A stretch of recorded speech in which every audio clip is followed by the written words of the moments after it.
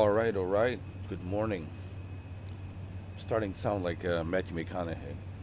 All right, all right, all right, all right, all right. So we're in Switzerland. We're going to be using a Vision Jet. Vision Jet. It's one of my favorite planes to be flying with. It's just perfect. It's perfect for. Uh, it's like Lexus of small private jets. Like think of it like a Lexus of small private jets, and it really does a great job. But that's why it's this plane is so expensive because it's like a Lexus, you know,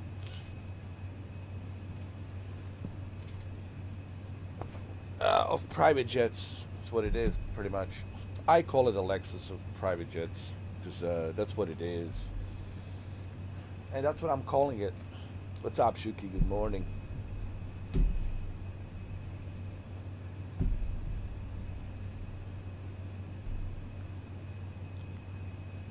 So we're in Switzerland. We'll be flying from Switzerland all the way to Germany. Be a nice flight,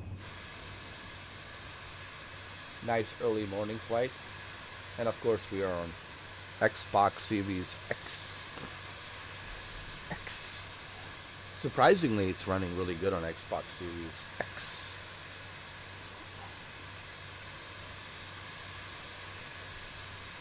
How you doing, Chucky man? What's happening? Time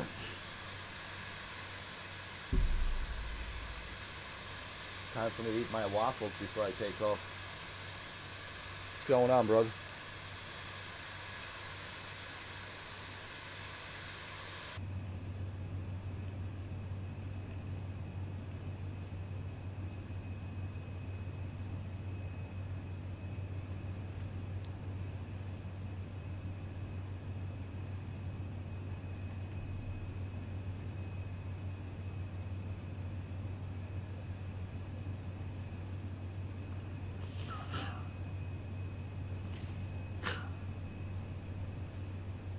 So it's 1:49 a.m. here. That means it's 6:49 in Switzerland.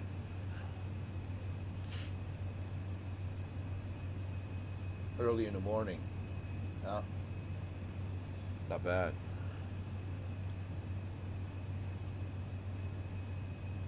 Oh, really?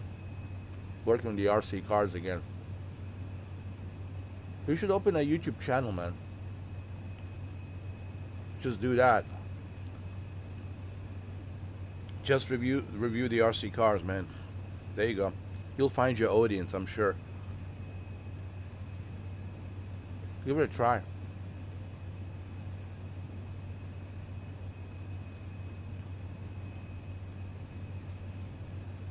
Just tell them you're from Australia and Hugh Jackman Wolverine is your uncle. And trust me, dude. You'll see how many clickbait subscribers you're gonna get. But they'll believe it, trust me.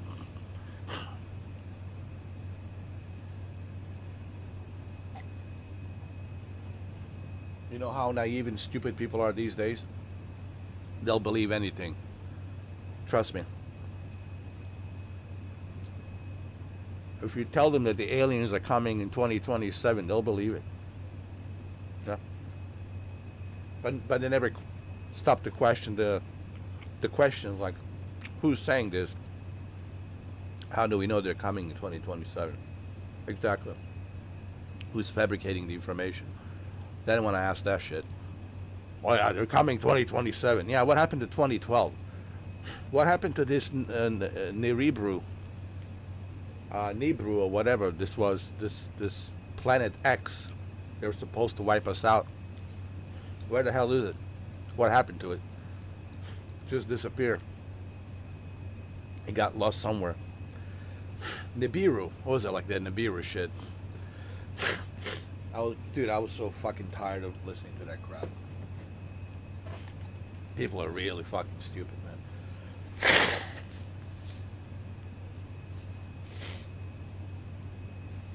They still believe Earth is flat. Yet there's an astronaut over there above them laughing his ass off. Many astronauts laughing their ass off. The stupidity of 21st century idiocracy. This is all social media's fault, man. You know, that's what it is. This is what happens when you have TikTok and all of these social media unfiltered, running loose with all the stupidity. You know, this is what you get.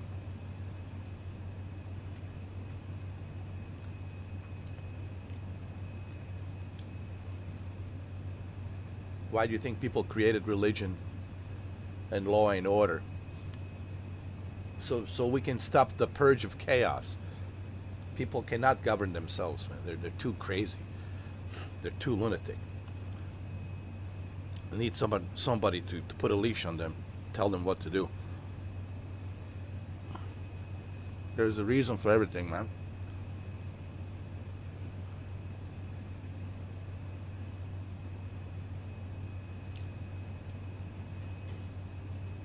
All right, as soon as I finish this pancake, it's not really a waffle, it's a pancake. We'll be flying from Switzerland to Germany with Vision Jet.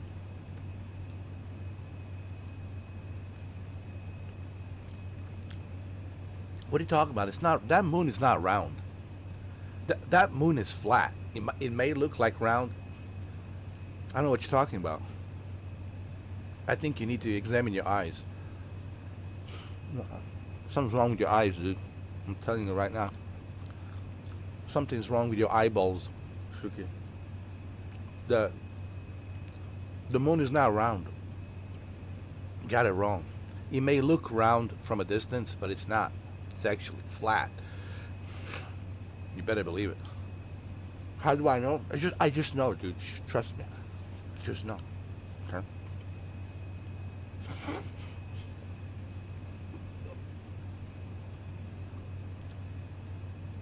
You have to trust me.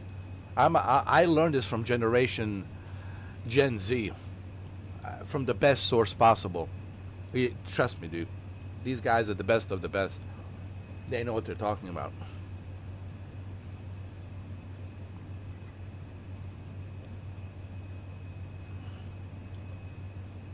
You don't have to study Darwin. You don't have to study Galileo. None of these guys. Forget that, man. Forget that nonsense. All of these history books, all of the science that came through before them. They can just burn those books, man. Just burn them. Burn those books. Okay? I got my source straight from the Gen Z. The best of the best. And Gen Z TikTok University, bro. I have the best power of knowledge from TikTok Gen Z University. TikTok Gen Z University is probably one of the, it's bigger than Harvard and Yale. You don't understand, man. It's bigger than Cambridge. Oh, forget the Cambridge, man. You don't understand, man. You don't understand, bro. I got my education and my information from Gen Z TikTok University, the top of my class, bro. I finished.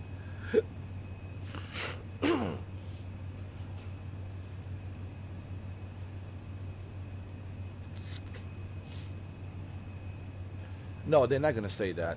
They're going to say that everything is projector. The universe is not real. It's projected. We're using these giant projectors from the South Pole and the North Pole to create this illusion that there's stars out there. There are no stars out there. It's just nothingness. So they're just telling us that the universe is not real. What we're looking at is just a projection of some kind of like a holographic imagery. It's not real. It's not real.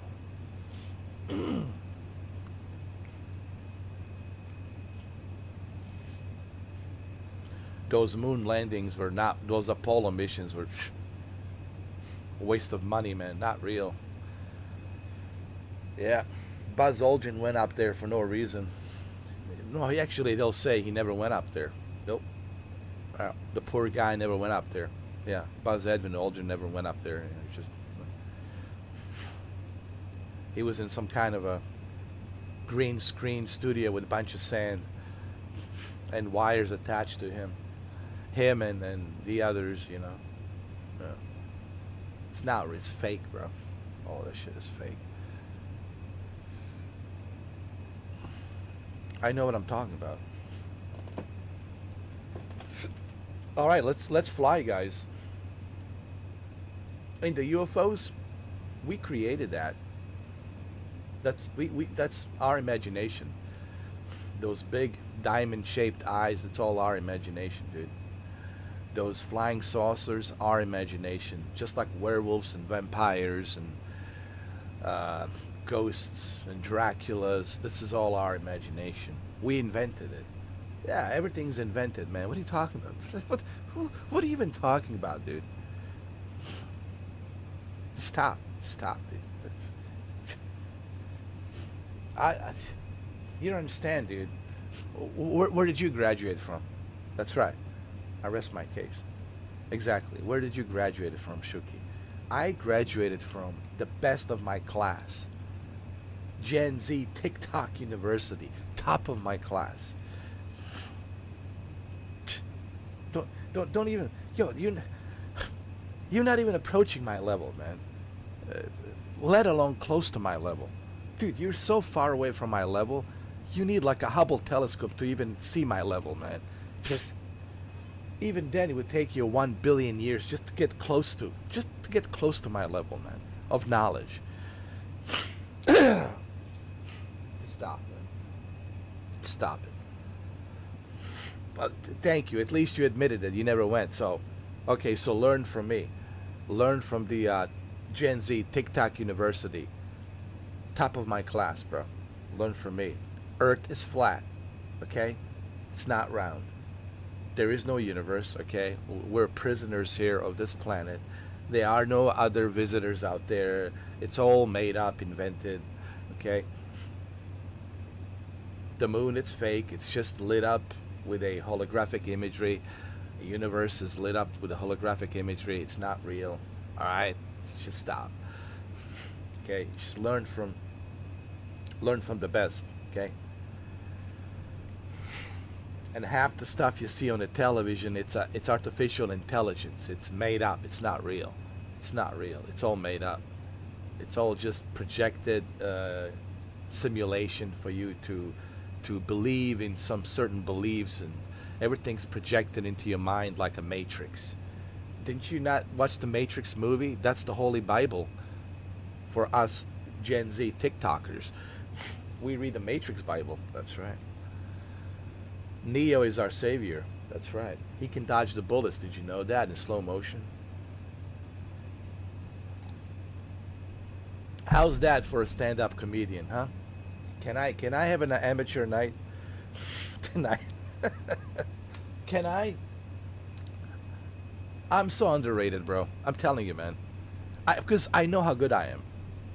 That's why I say I'm underrated. I'm not saying this to like brag about myself, but I'm saying I'm an underrated because I know how good I am. But anyway, I don't wanna upset anybody by bragging about myself. It's the last thing I want to do. I don't want to upset anyone out there. Oh, he's bragging about himself. Well, why don't you turn on the camera? Why don't you start live streaming and show me what you've got? Show me what you've got. Exactly. All you've got is this.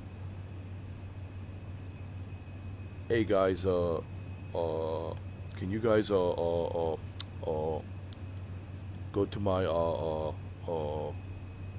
Patreon and make sure you guys like subscribe to my Twitch and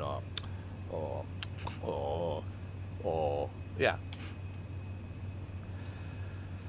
That's what's out there. Or these so super excited phonies that wanna They want to sound like radio hosts, You know.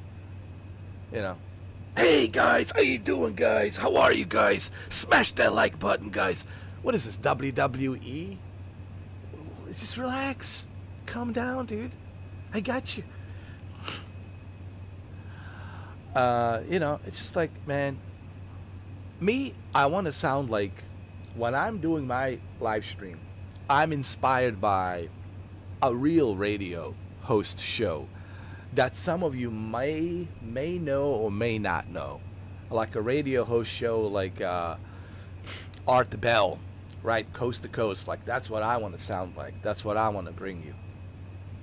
I want to bring you that kind of quality with entertainment and comedy and stuff like that, but not like this pretending, trying to be like, hey, look at me, smash the like button, smash it,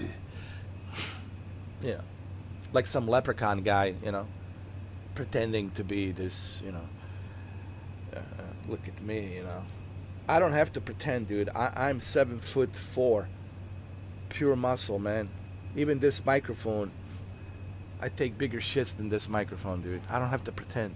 This guy has to zoom in, show his neck, It's like Dr. Disrespect says, smash the like button. You guys know what I'm talking about. Don't make me say his name, alright? Alright?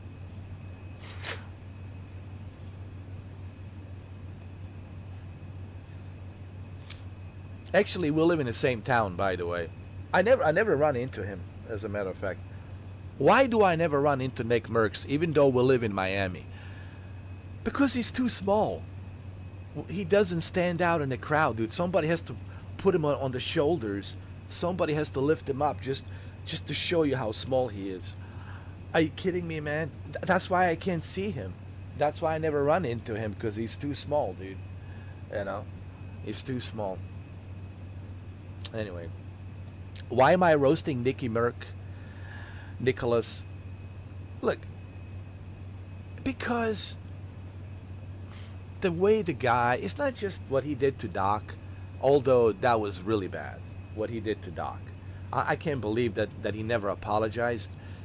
Like, the least you should do, man, is apologize. I'm not apologizing for nothing. Yeah, of course, because you're an asshole, because you're a narcissistic asshole. I don't expect you to. But, dude, it's a one thing that you assume that he did something without any evidence, which is bad enough that you assume that he did something without any evidence. The worst part is he's like going after his wife, talking about his family and his kid. Dude, that's the bottom of the bottom. That's lower than even a cockroach would not go that far. So you're like below the cockroach, bro. You're like a below. That's why I can't even find you. I can't even see you nowhere, because you're such a little leprechaun. But anyway, and then you got Timmy the Tat, the phony. He lives up north of me, Central Florida. I can't. I don't run into him either, because he's another one of those guys that's just filled with tattoos, and fake ass tan. He spends all that money on the tattoos, all these bullshit tattoos that have no meaning. Like, so what is the meaning of all these tattoos? Just a bunch of quantity of tattoos that have no meaning.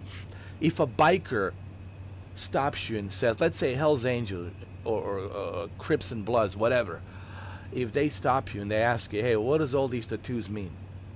And if you can't tell them what every single one of these tattoos means, they're going to say, well, then you're just a phony, dude. You're just a phony. And that's what he is. I would never put a tattoo unless there's a meaning to it. There has to be. That's why you put a tattoo, to have some meaning, to symbolize something. I know this clown, it's filled with all these tattoos. And we got a banger for you. We got a banger for you every single freaking day. No, what he's trying to say, he's got a sponsor for you. Today's sponsor is who? God knows who. So many. Actually, as a matter of fact, all the tattoos that he puts on, he should be putting on the sponsors. Like, his tattoos should be every sponsor that sponsored him. And that's what his tattoos should be. Bunch of sponsors. Like a FanDuel, Sprite, 7-Up, Coca-Cola, AT&T, all of these sponsors. There's just like Fortnite, PUBG, Activision. Put all these sponsors like labels, like a NASCAR, like a NASCAR race driver or a Formula One driver. Put all these sponsors. Just put them all on your body. That's how phony these guys are, man. And I never understood why Dr. Disrespect didn't see this. You know, I tried to tell Doc through member chat. Sometimes I would donate like a $5 or $2.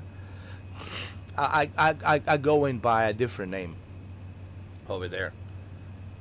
I don't go in by Mr. 4K. I go in by my different account. I have 4 different accounts. Okay, I don't go with Mr. 4K. I go with I think it was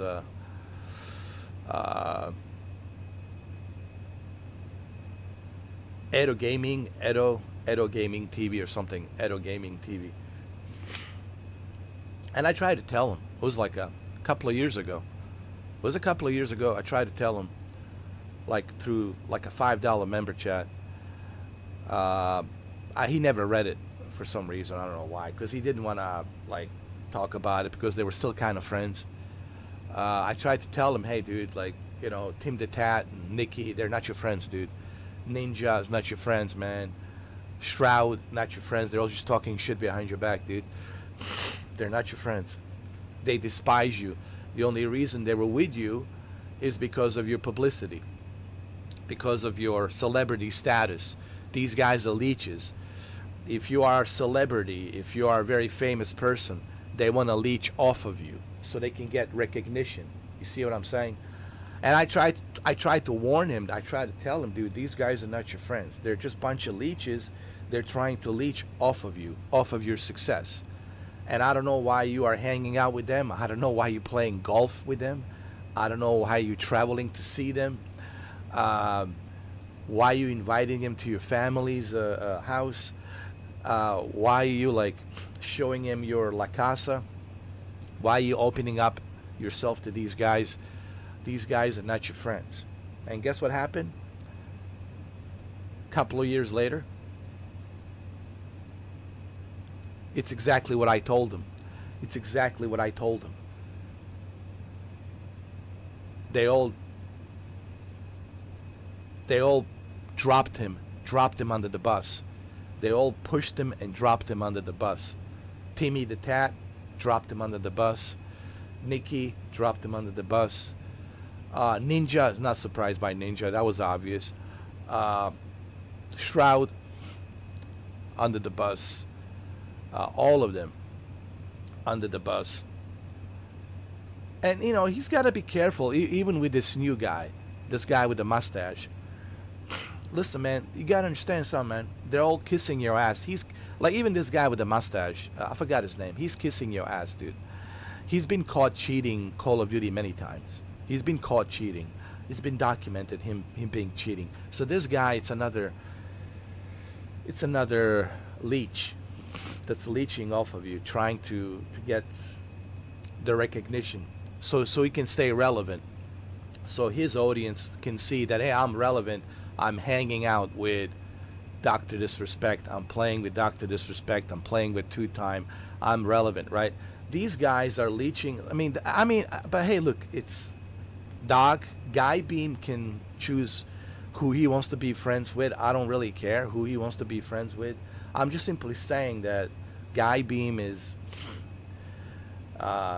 making a mistake by trusting these guys. Like, dude, you trust these guys too quick, too fast. They're not your friends. All right? They're not your friends, man. They're just leeching off of you because of your publicity, because of who you are, because of your status. Okay? If you were not relevant and you weren't pulling like 100,000 views a day or 1 million views a week, then they honestly wouldn't care.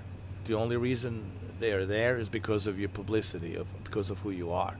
And I don't know why can he see this? Like, I don't care. I mean, it's Doc will do what the Doc wants to do. I'm not here to tell another grown-ass man what to do, but I'm just simply saying, I don't understand why is he so naive to trust these guys. Don't trust nobody, man, especially when you're in that status. Like, have you not learned anything from what happened last year? Have you not learned anything from Timmy the Tat? How many times you spent playing games with him, right? You would think that you guys are brothers, and look how he threw you under the bus, dropped you under the bus like a piece of garbage, dude, like a third in a toilet. He flushed you down like a third in a toilet, like a third, like a shit third in a toilet. He flushed you down without hesitation, half a second. These individuals don't really give a shit about you, bro. They're only there because of one reason. They're there because of who you are, because of your name. Why everyone wants to be Jeffrey Bezos' friend? Oh, let me guess. Let me take a wild guess. Let me take a wild fucking guess. Maybe because he's a billionaire. Maybe, just maybe. He's a billionaire, and everybody wants something from him. Why everybody wants to be friends with Elon Musk? Because he's Elon Musk. He's another billionaire. Oh, gee whiz. Why everybody wants to be friends with Mark Zuckerberg? Because he's another billionaire. These are billionaires. Big tech corporations. Interest. This is how this country is developed. Capitalism. Interest. Everything's transactional. Everything's based on an interest. Transactional. If I see no benefit in you, I don't care about you. You mean nothing to me. You mean nothing to me. If I see no benefit, transactional benefit, where I'm going to profit money from you. Everything's transactional. Welcome to capitalism. That's how this works. All right? That's how it works in this country. Everything's transactional. There's people out there on the streets dying, laying on the ground, dying. Nobody gives a shit about them. They got a syringe stuck in their vein. Nobody gives a shit. Just go to Philadelphia. Yeah, go to the parts of Philadelphia. The brotherly city. Yeah. The brotherly love city. Go. That's where the Constitution was designed, right? The first 13 colonies. Yeah, go to Philadelphia. Go look at it. Even in Somalia, it doesn't look that bad. Even in Kiev, Ukraine, doesn't look that bad. But it looks pretty bad in Philadelphia. All right, nobody gives a shit about these people. They're on the ground. Nobody's helping them. They're dying. Same thing in Seattle, LA. Nobody gives a shit about these people. They're on the ground, laying on the floor, half naked, stuck with a needle. Same thing in Germany, parts of Germany, cities, same thing. Same thing in Paris. These are all like, UK, same thing in the South London. Why? Because these cities are operating on a capitalism. Everything's based on interest, transactional. Everything's transactional. There's no emotions. There's no empathy. There's no feelings. Everything is transactional. And that's why you got so much evil flourishing around. That's why you have so much evil shit going around. Because the practices that we're practicing are very evil. All right? Because everything's transactional. Why? Well, hence the phrase, the money is the root of all evil. That's how devil operates. That's how Satan operates. He gives you things, needful things that you need. Oh, you want a hot chick? Big giant, big boobies, blonde hair, big blue eyes, hot Victoria's Secrets blonde.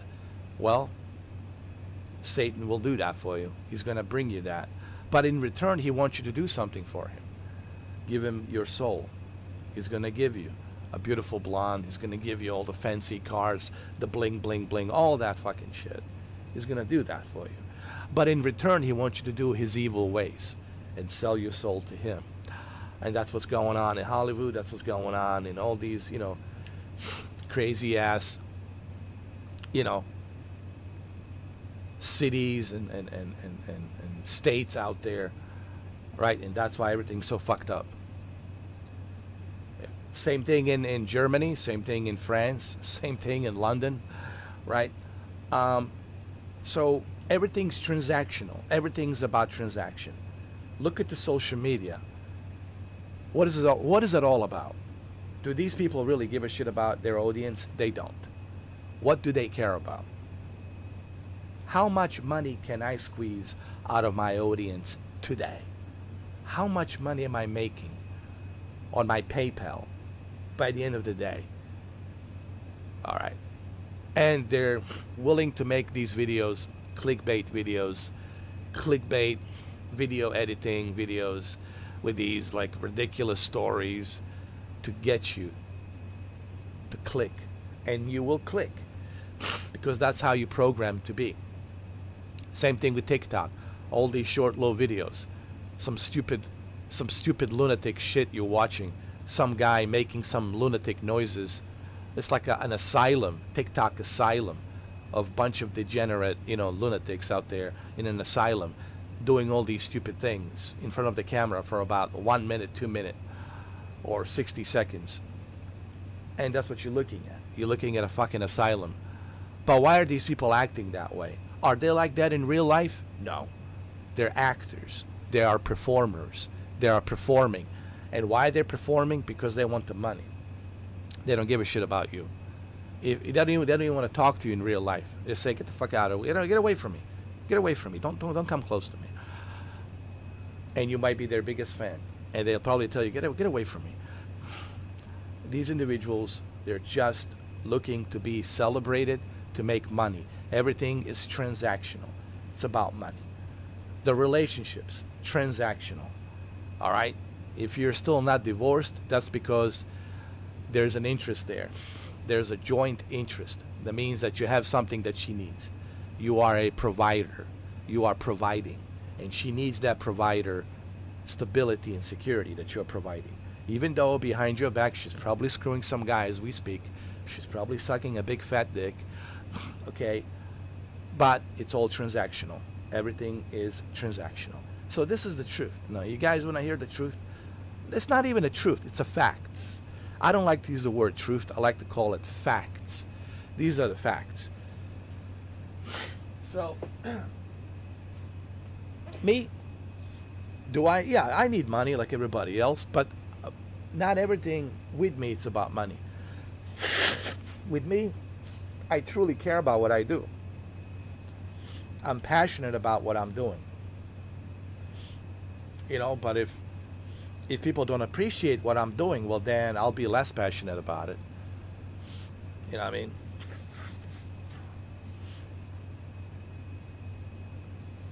All right, let's fly, guys. We got to fly. It's already 2:19 a.m.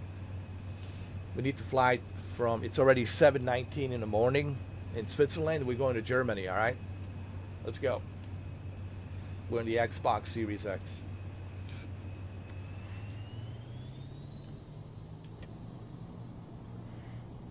I call this a Lexus of private small jets. It is a jet. It's a jet engine.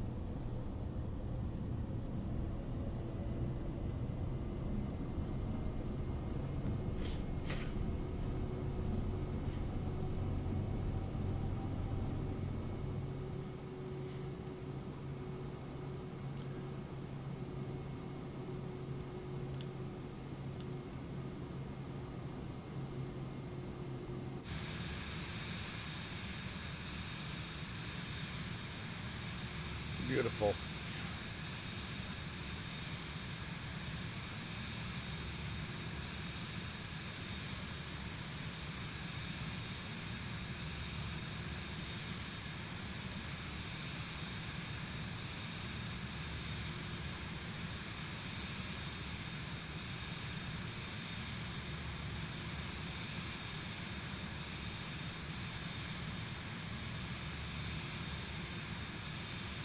Wow, this is beautiful, man. Look at this.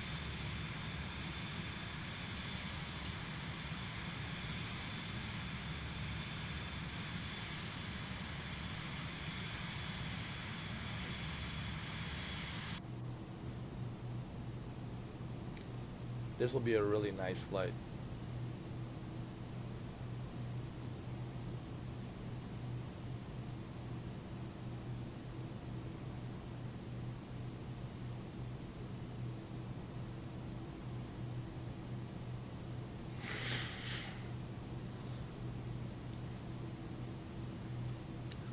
Remember, we're in a higher altitude in Switzerland, so the altitude is much higher.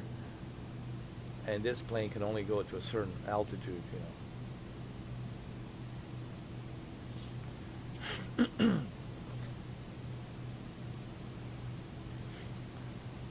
Later on today, I want to try out the FC26 on EA Play Pro.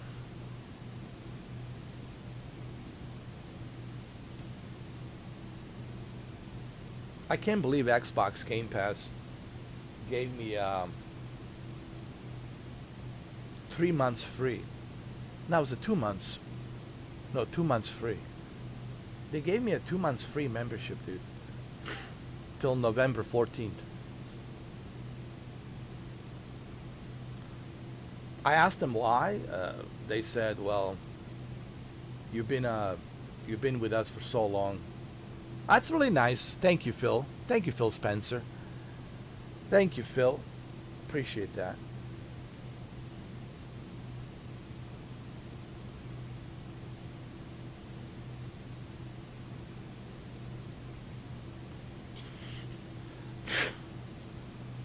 And what about you, PlayStation? Nothing. That's right.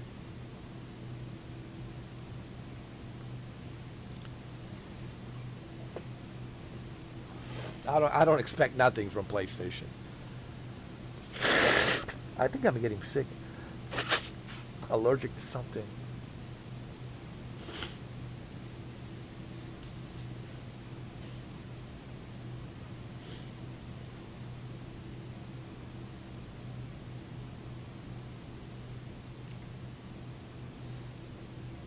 Isn't it funny, dude, that this game is better optimized on Xbox Series X and S than on a PC?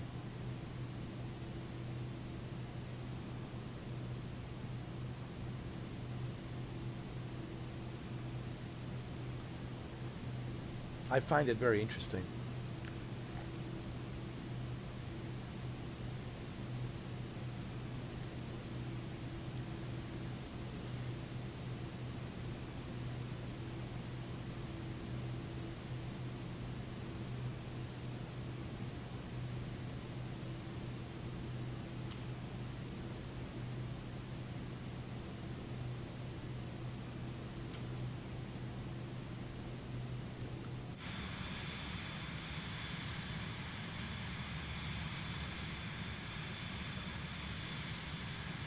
Yeah, it's nice that they did that.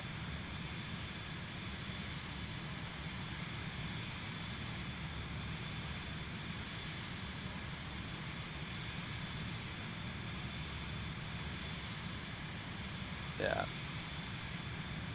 I know, right? I mean, I still like my Xbox Series X. I still like my consoles, guys. You know, it's just people ask me why do I like consoles? Because it's just super easy, click and play right away. I don't have to like adjust anything. I don't have to tweak anything. Everything is like, people need to understand consoles are not PCs. Consoles are consoles. PCs are PCs. It's two different things. Consoles are designed and catered to be designed specifically for a specific way to be operated. And developers have to cater to the way the system of that console is operating and behaving. And that's why it's so much easier to have a better calibrated game on a console versus PC, because on a console it's ready for you. I don't have to do anything. I just click and play right away. I'm good to go. What's up, Jose? How you doing? How are you?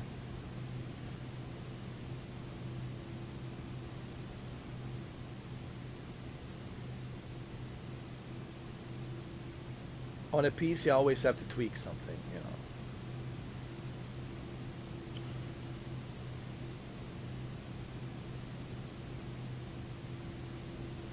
Like yesterday, I was getting like 20 frames, dude. 20 frames. Like, what am I gonna do with 20 frames, man? I can't like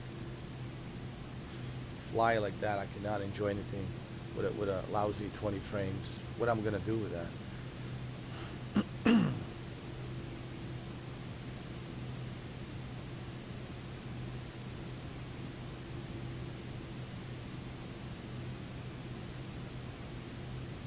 Oh my God, you're having a dinner at 2:30 in the morning? Jesus Christ, Jose.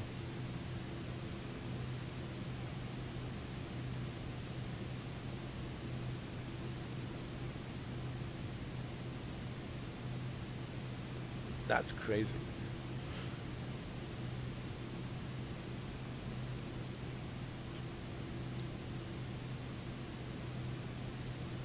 Yeah, I like flying, dude. Uh,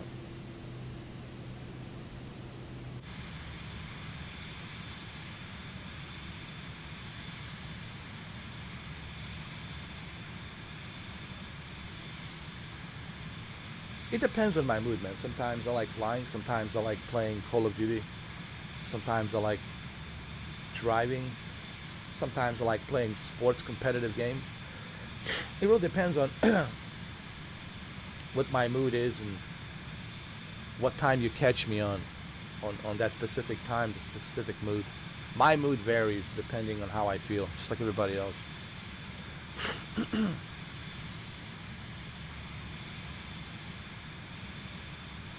Man, I'm so glad that I didn't purchase Borderlands 4. Something told me don't do it. Even though it was $60 on CD keys, but I knew that there was something. I knew that the game was not going to be. I don't know. I just had a feeling that it's not going to work. Just had a feeling about uh, Borderlands 4 that it's not going to be all of that. I don't know. It was just like the universe was telling me, yeah, don't do it. Yeah, I trust my feelings. I trust my instinct. Look, the universe, Jose. I see my relationship with universe is really good. But sometimes I take a risk. Sometimes, I try things out. Sometimes you have to. Sometimes it's the only way to find out. But I'm glad I skipped on it. And Metal Gear, I see these games. I'm not in a hurry. I can get those games during Black Friday. See, that's why I'm not in a hurry to get these. People say, "Why don't you get these games now?" Dude, why should I spend all that money that I don't have on a game that I can buy on a Black Friday for like $29? If I can buy Metal Gear for $29, I'll buy Metal Gear for $29 when it's patched up and working great. And I'll buy it on the PlayStation. Same thing with Borderlands 4. When it's patched up and working, I'll buy it on the Xbox or PlayStation. Doesn't matter.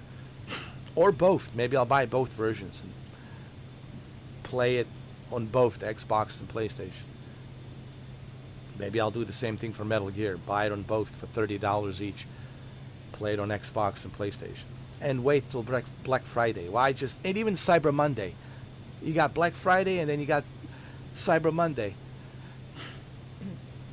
Yeah, just wait, dude. Like, what's the hurry? Like it's like I don't get it. Like, oh, I want to be the first one. You're never going to be the first one. There's everyone's the first one. Like today, how many people are going to be playing FC26?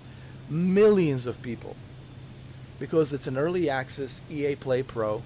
You get an early access of Football Club FC26 by EA Sports.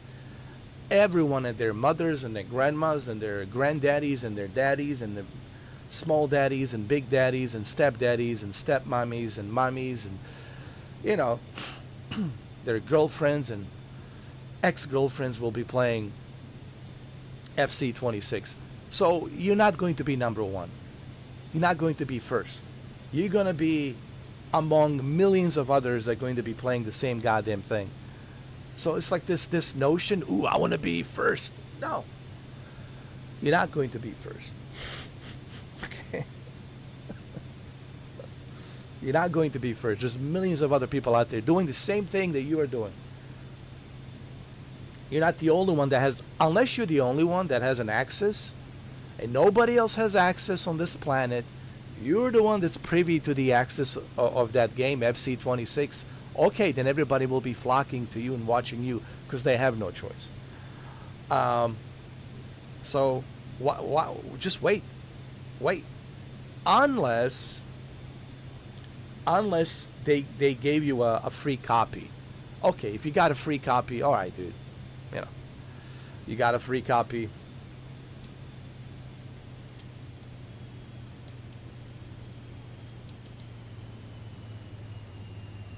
If you got a free copy, then it's all good, dude. Go right ahead, you know. Yeah, if you got a free copy, who gives a shit? You got a free copy, dude. What do you care? Just play it. You got a free copy, dude. But if you don't have a free copy and you're paying your hard-earned cash for the Ultimate Edition because you think you're going to be the first one, no, you're not going to be the first one. You're going to be among millions of others who are playing. A tiny little dot in the universe of millions of other people. From Europe to Latin America to North America, okay? Everywhere around the globe. So don't think that you're going to be among the very first to play FC26, which starts at 8 o'clock this morning.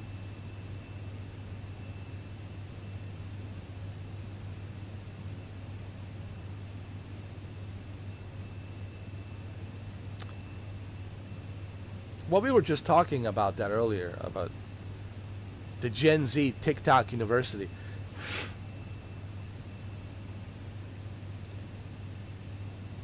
I don't know why we saved TikTok. I think it's stupid that we saved TikTok.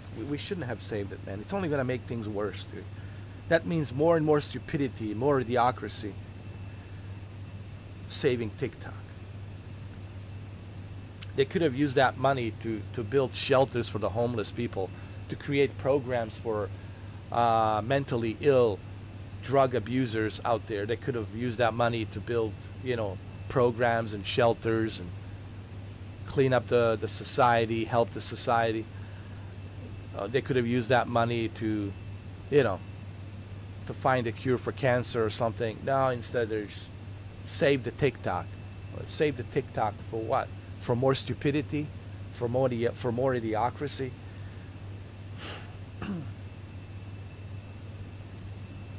But see, everything's transactional. I was just talking about that, Jose. It's all about business. Why are we saving TikTok? Because it's transactional. Now that China will have to pay us extra tariffs for operating the business within the North America, so we'll get that extra tariff. We'll get that extra money. So that China will have to pay us a shitload of money just to operate here with TikTok. It's all transactional. It's all about the money. It's transaction. All right, well, you want to operate here in North America with a TikTok? It's going to cost you a 50% tariff. Go right ahead.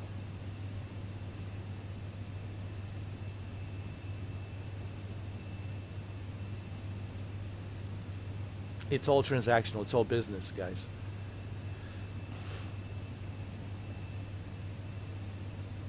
Everything's transactional. It's business. That's what America is about.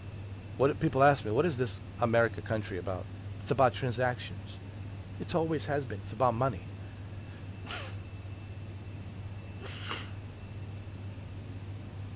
If you don't have the money, just get on the plane, get your passport, get on the plane and fly overseas somewhere else. I don't know. Go to some country, I don't know, that's a small country where, you can just live low, just to get by, live little by little to get by or whatever. But here, it's transactional. Everything's about transactions. And if you are not transactional, if they don't see any benefit from you, and you're not being transactional, you're not making them money, They don't care. They don't want to know you. Like, what is this guy benefit? What kind of benefit am I getting from this guy or from this individual? I'm not going to even talk to you unless you're producing me some kind of money, unless you're producing me some kind of benefit. I'm not going to even look at you, not even talk to you. It's transactional. I've been here for 30 years. How long I've been here in this country? 30 years. Been here for 30 years, man. I know this country really well.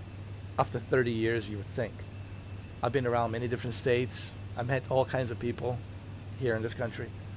I know how it works. Europe is not that different.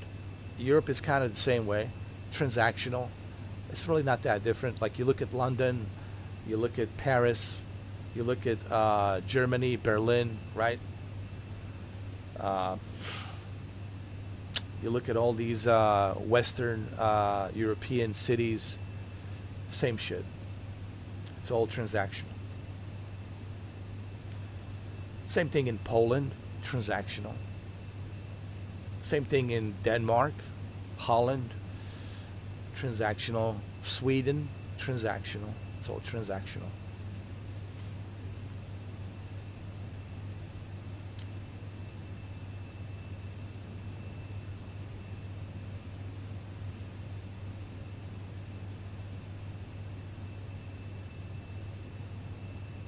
People say, yeah, but you need money.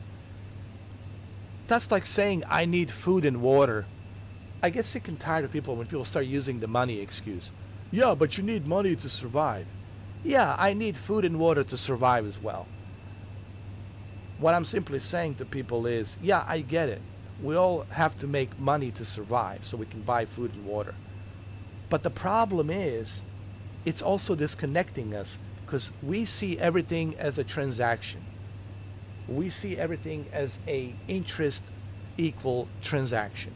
And if I don't see any interest from you to benefit from you, then I don't care about you. That's also disconnecting to society. It's not bringing us together, it's disconnecting us. It's making us more selfish because we're looking at everything as an interest-based, transactional. And this is the problem, dude. Yeah, we all need money. Yeah, it's like saying I need oxygen to breathe. Yeah, we need forests to create oxygen. Without forests, we have no oxygen. Does anybody know that? Oh, okay, good. So it's like I get tired of this notion that all this bullshit money excuse. Yeah, well, you need money. Yeah, we all need money. But the problem is when everything becomes about money, when everything you touch and see and smell and feel, it's transactional and it's all about the profit, then you become selfish. Then you become disconnected. Then you have zero empathy, zero feelings. You have no empathy, you have no feelings because your feelings are narcissistic, selfish, only for your benefit, for your profit. And this is why we are the way we are. There's a reason why the Bible says the money is the root of all evil. Yes, we need it to survive, of course. But when everything becomes about money and it's transactional, then it becomes disconnected. It becomes selfish. And it goes into that evil part because selfishness, it's evil. What do you think selfishness is? It's evil. Only for me. You think Jesus wants you to be evil, to be selfish? No, he doesn't want you to be selfish. Help thy neighbor. Treat others like you want to be treated. Treat others as you treat your own sons and daughters. Have empathy, have sympathy, have forgiveness. Forgiveness. You heard that word, forgiveness, right? No one's practicing that shit. Why? Because people are flocking towards selfishness and celebrating themselves and their accomplishments, which goes into narcissism. Dr. Phil talked about this. That falls into the same category of narcissism, which is also evil. What do you think narcissism is about? Evil. What do you think selfishness is about? Evil. So you see, this is where people make a mistake. Oh, but you need money to survive. Yeah, I need food and water to survive. I need oxygen to survive. Tell me something I don't know. But they're missing the point, the greater point. And I think this is why everything's so disconnected, you know.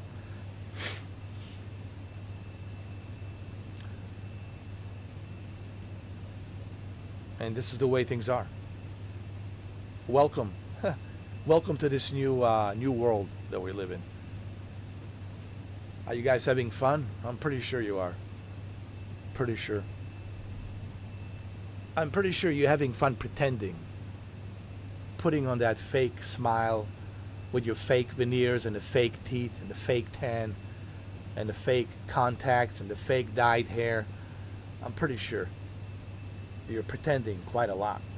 Pretending. Everybody's pretending. Faking it. Me, I don't pretend nothing. I am the way I am. I look the way I look. These gray beards are gray beards. The way I look is the way I look. You get what you get.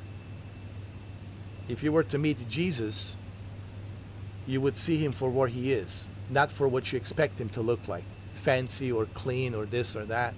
He would look exactly the way he looks. But you don't see that. You don't see that anymore because everything's fake. Everything has to be fake. Everything has to be filtered. Everything has to be catered. And this is why things are the way they are, man. And they won't get any better. Things will get only worse. Why? Because we already have fallen off that cliff long time ago. I think 2012 was the beginning of something new. And we made terrible decisions as a society, and we went off that cliff. And I think we're so far off that cliff. Once you're down there and you fall off that cliff, as Arnold Schwarzenegger said, and I think we're already there, there's no climbing back up, dude.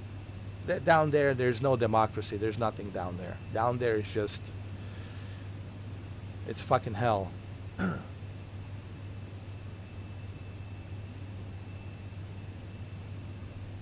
I was really surprised by my boy Arnold. Like he left a really good speech, man. He was at the U.S. What was it? UCA? Was it? No, not. What was it? Well, University of California.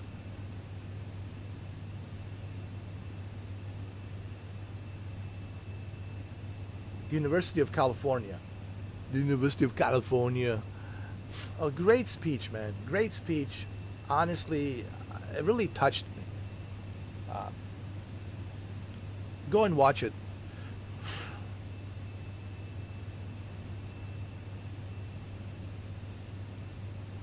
Why can't we have him, man, as a... Oh, yeah, he cannot be a president because he wasn't born here. That's right, he cannot be a president because he wasn't born here. Maybe we should change that. Maybe you don't have to be born here. How about whoever is a good person runs for the office? I don't care if you're born here or not born here. Are you a good human being? I don't give a shit. What your color is, I don't give a shit where you're from. As long as you're a good person and you have good intentions and you want to do good, yeah, run for the president.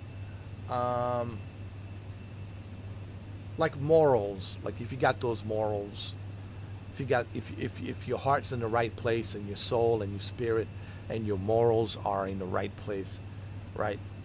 I don't give a shit if you're born here. Just because you're born here, look, what the gives a shit? Why you have to be born here? Just because you're born here doesn't mean you have the best intentions. Doesn't mean you have the best intentions.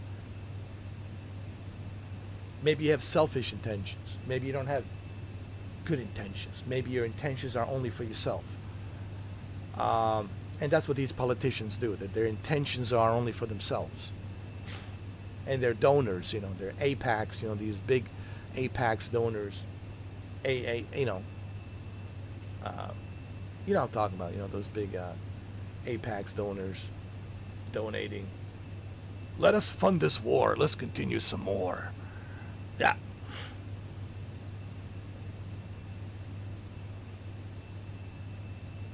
Like you look at these senators, man. They're all paid by, controlled by the donors. They have sponsors. They have donors. And these sponsors and donors, what do you think they're doing? Telling them, all right, I want you to veto this bill. I want you to vote against this bill, and I want you to vote for this bill. You have to vote for this bill, okay? Pass this budgets.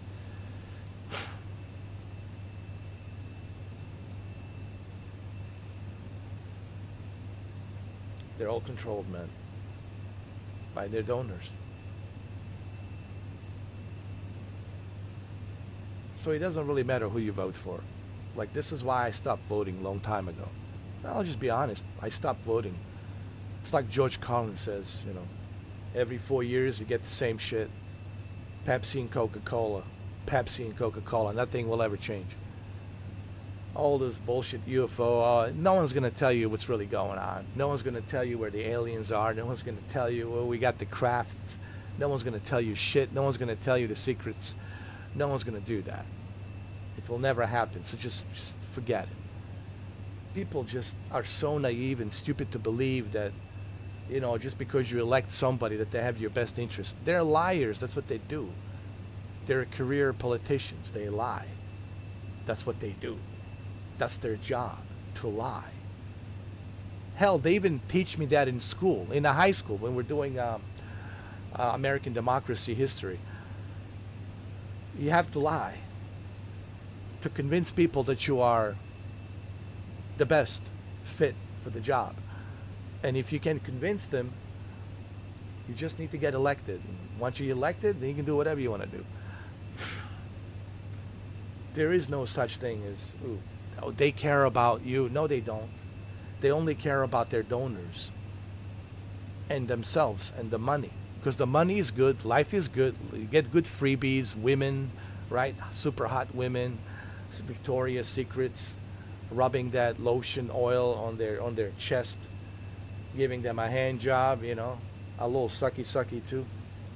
Maybe they go a little bit even further, who knows? Okay? They're living a life that is so good. That the life, they truly are living an American dream. Okay? And they don't want to give that up because it's so good. They sold themselves to the devil a long time ago. They sold their soul a long time ago because life is so good. This experience that they're having, it's so fucking good. They don't want to, you know, lose that experience. So if they have to sign some bill, they'll sign that bill, whatever the bill is, because the donors are telling them, you need to sign this bill or no more money, we will not elect you again. You will lose the election next time on the next primary.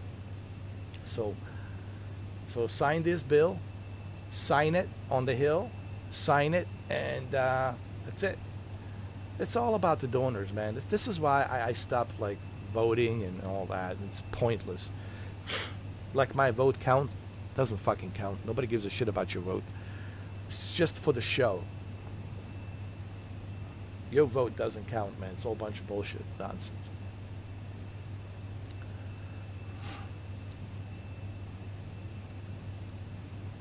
So then what's the point? Well, there's no point of anything. This is what it is. This is how it is. Welcome to the new reality. Take the red pill or take the blue pill. Well, I don't give a shit which one you take. But I ain't no better roses nowhere. This is the way it is. Accept it. Accept it, and that's it. Or don't accept it. But I think if you accept it, you will feel better. I think if you just accept this is the way it is, and I have to play the game, I have to work with the system, this is the way it is, I have to play this game and work with the system, you'll be all right. But at least you will know what's going on deep down. I think it's better if you know what's going on. You know, my Freemasons friends told me this. they told me, hey, I want you to know what's going on just so that way you can function better. So you can function better in this life. So at least you have some knowledge of how things are being done. I know it sucks, but this is the way it is. This is the way the rules are. This is the way we set up the rules. This is the way it works, son. You just have to accept it. And I accepted it. This is the way it is. No questions asked. And that's why I don't talk about politics too much. That's why I don't talk about the current events. That's why I don't jump in and, you know, I'm with this side or I'm with that side or I'm with Pepsi or Coca-Cola. I just don't talk about it. But I wanted to tell you this because so that way you guys understand why I don't talk about it, why I don't talk about the current events, why I don't talk about politics. Because I know the truth. Because I know the facts. I know what's really going on. And once you know what's really going on, what's the point? Wasting your time talking about the current events. What's the point? It's a waste of time. Life's too short. Life is too short. You ain't gonna change nothing. Okay, you ain't changing nothing. Nothing's going to change, all right? Okay? All right. So I think once you understand that, once you have, this is what the Freemasons told me. I was never a Freemason, even though they asked me to join. I didn't want to join. But I still have Freemason friends, and this is what they told me. This is the way it is, son. You just have to accept it. And I said, okay, well, that's the way it is. I will accept it and move on. And that's what I've been doing, accepting and moving on.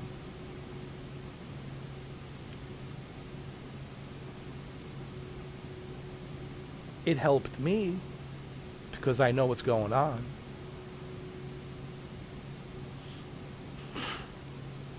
Why do you think Tom Cruise doesn't talk about the politics and current events? Ask yourself that question. Why is as big celebrity, as a big impact as he is, why he never talks about it? Why do you think that is? Because he too knows the truth. And he accepted it. It's the way it is. And me talking about it, it ain't going to change nothing. All it's going to do is going to cancel my career. And I don't want to cancel my career. I got a good run right now. I'm doing great, making all these movies. I just got hooked up with Ana de Armas, the Cuban goddess, right? He loves Latinas, man. What was it? The other one was Penelope Cruz. What was the name? Anyway. So before he met, what's her name? That other Spider-Man, no, the Batman girl. Anyway, so why do you think John Travolta doesn't talk about politics? Because he too knows what's going on. I think if you accept it for what it is, I'm being sincere because I'm trying to help you guys. I really do, because I see some of you guys are so emotional and confused and acting on emotions. Don't act on emotions. It's not going to help you, all right? We all know where that leads to, okay? Control your emotions. Just accept it. Accept the fact this is the way it is, and just be happy that you are here and you're not somewhere else where they're beheading people, burning people on the stake.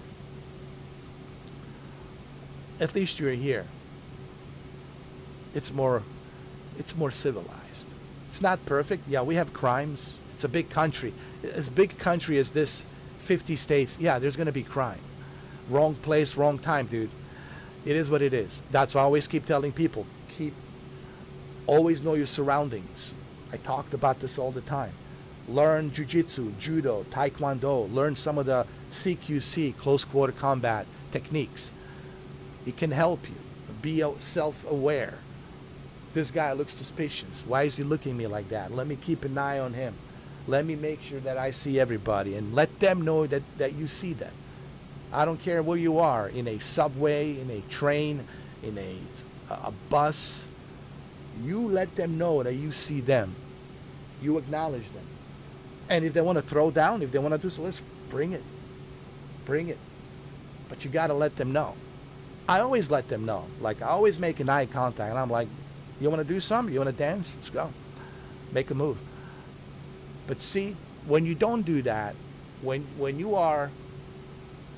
got the headphones on and you're looking at your phone and you're not paying it attention, this is the problem with today's Gen Z generation.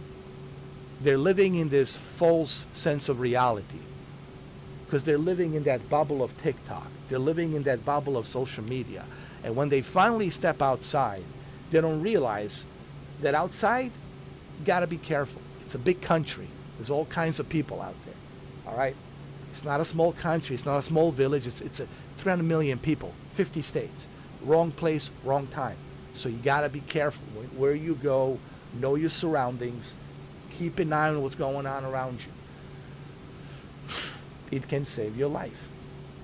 Now, learning self-defense can also save your life. Having a pepper spray can also save your life. Spray that pepper spray, can buy you some time, call the cops. You have to think about these things. But you see, the Gen Z doesn't think about these things. Because they live this false sense of reality. Okay? I know how life is. Listen, outside has always been dangerous. This is nothing new. It's been always dangerous outside. New York City has always been dangerous. These LA, Los Angeles, as far as I know, has always been dangerous. But you got to know where you're going. You got to know your surroundings. You got to keep an eye on what's going on around you. This has always been like this. This is nothing new. America is it's a big country. There's some dangerous parts of the cities. You got to be careful. This is nothing new. Since the 70s, 80s, 90s, it's always been like this. This is like nothing new. The only difference now is because of social media, you hear about all of these things. You hear about every murder, about every crime that happens 24/7, every second, because everything's connected with social media. But the crimes has always been happening. It's always been around. This is nothing new. You have to protect yourself. You have to value how much you value your life to protect yourself. So that's why you got to learn these certain techniques, self-defense, right? Be aware of what's going on around you. There's these certain techniques that can help you in life. But if you're living this false sense of reality where everything's based off of social media and internet, then you're an easy prey for these criminals. Okay? You're an easy prey. They're the predators, you're the prey. And if you're an easy prey, they're going to get you. Why nobody can get me? Because I'm not an easy prey. I put a mud on my face. They don't see me, I see them.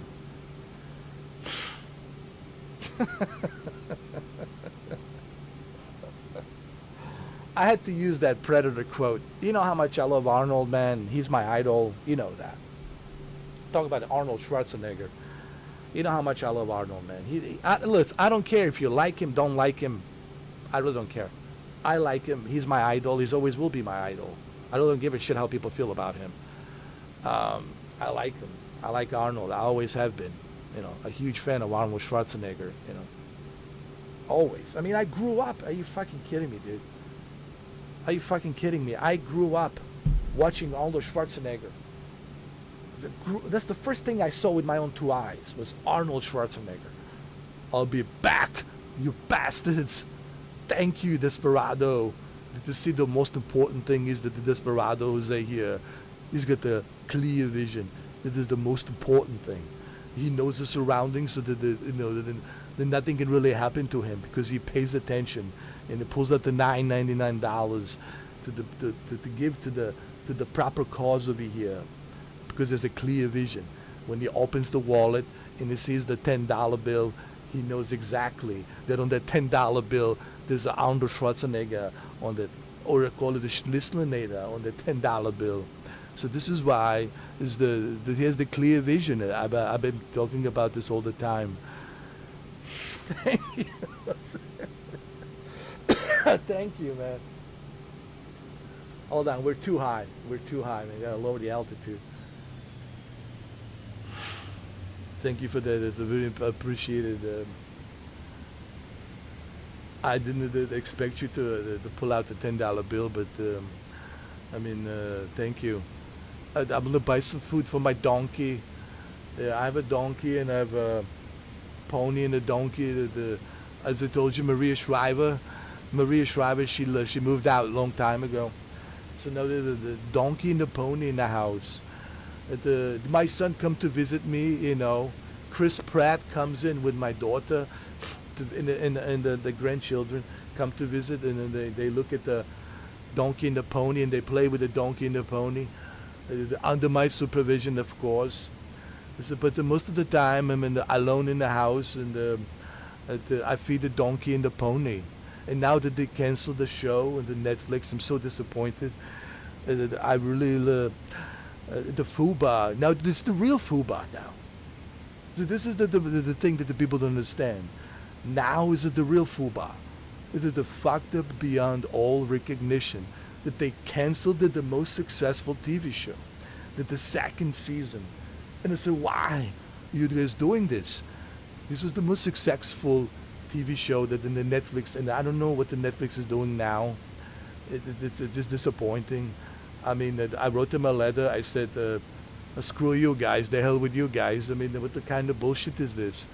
Now you guys have made the real FUBA, the TV show. I mean, I don't know if what's going to happen to the TV show. Who's going to replace the FUBA? I'm the FUBA. You cannot replace the FUBA with the only FUBA that I am. And the whole thing just is so disappointing. I mean, I've done the 2 successful TV shows with the Netflix. I don't know what the hell is going on over there. I don't know. But you don't cancel the FUBA. This is just pathetic. But anyway. Why did they cancel the FUBAR, man? Seriously. It was a great TV. That was the only, probably the good TV. The only great TV show on Netflix was FUBAR. And they canceled it. Like, what the fuck? What the fuck? Netflix. It's such a stupid company. Makes no sense, dude. Why did I didn't know. You tell them. I don't know. The stupid company, you know. They know what the hell they're doing.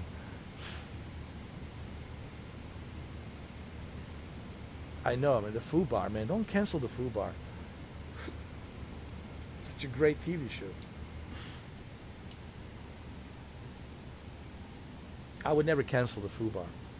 I would actually sign up for a 3rd season of FUBAR. Exactly. This is what I was trying to tell them. I said they have great ideas for the FUBAR season 3. I would wear the leather jacket, the Terminator leather jacket throughout the entire season. I would even put on the mud. I would go to the jungle and put on the mud to get the cartels. I would do it. I said, do you want to get the predator? We'll get the predator in the jungle. We'll go to Colombia. I'll put in the mud. But they said, no, we can't do that. I said, well, why not? What's the problem? These are the bad guys. These are the cartels. Let me get them. I'll put in the mud. They didn't like the idea of the season 3. Me put it in the mud. That's the bullshit.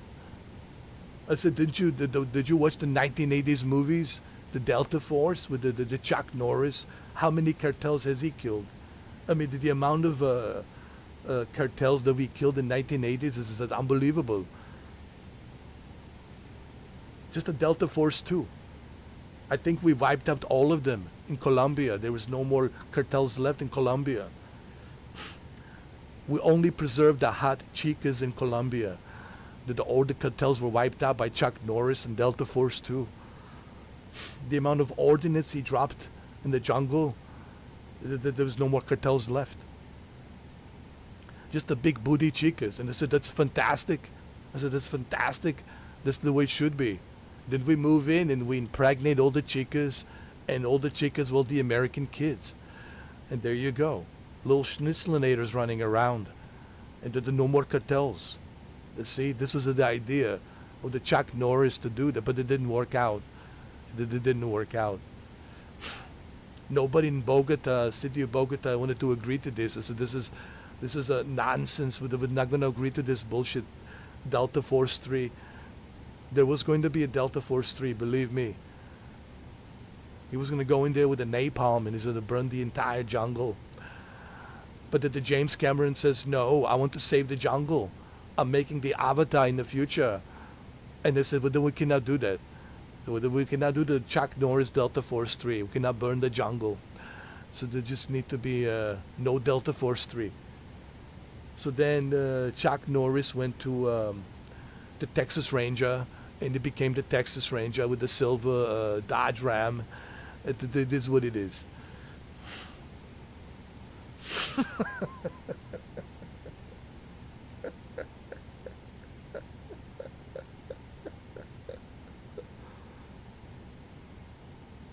I know they believed I was an Arnold. Just like people in Meta Horizon World, they believed that I was Keanu Reeves.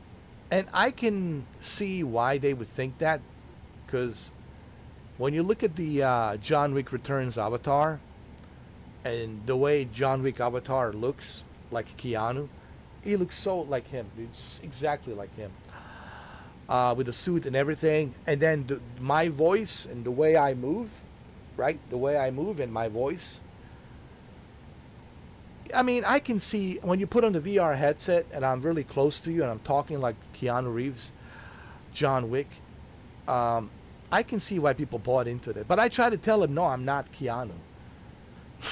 Said, no, you have to be, mate. There's some British guy said to him, mate, he was crying because like he couldn't believe that he was talking to Keanu. I said, and then I joked. I said, well, if it makes you feel better, I guess I'll pretend that I'm Keanu. I didn't say Keanu. I said Keanu. And but I was doing it like, yeah, man. Hey, listen, don't cry, man.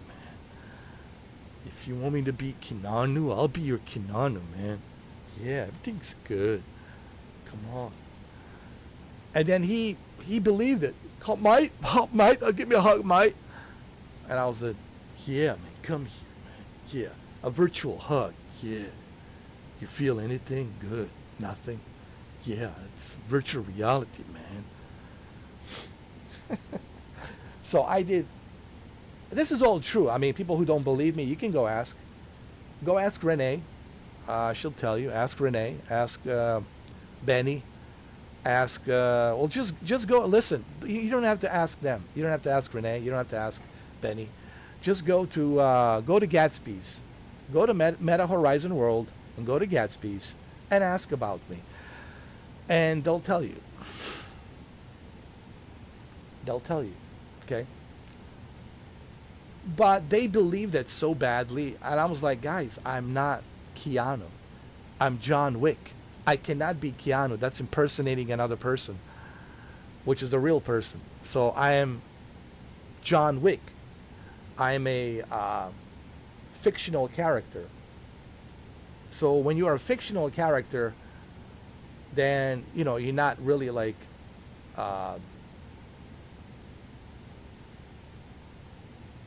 impersonating a real person.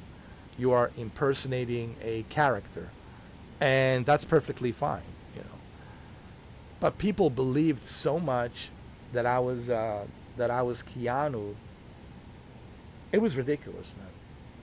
And I said, no, I'm not Keanu. But see, I never broke the character. I could have broke the character and tell them, hey, and just talk like this and just say, hey, dude, I'm not Keanu. No, mate, you're Keanu, mate. Come on. I said, all right, if that's the way you feel, I guess I am Keanu. But with the avatar and the way I move when I'm in that avatar, it's so believable. And you put on that VR headset, Jose, it is so believable, Shuki, that I can see why people want to believe it. And look, I said, hey, listen, if it makes somebody's day, fuck it. I'll just go with it. You know, I told Renee, I said, if people feel like, hey, this helps them in some way, mentally or whatever they're going through, If it makes their day, if it makes their day happy, yeah, fine. I'll be Keanu, fine, whatever. Yeah. But it's like people think I was an asshole because I never broke the character, and I tried to explain to them, I don't break the character because that's the whole point of me being there. If you want to see me break the character, well, come see my YouTube channel. Come see me. This is the real me.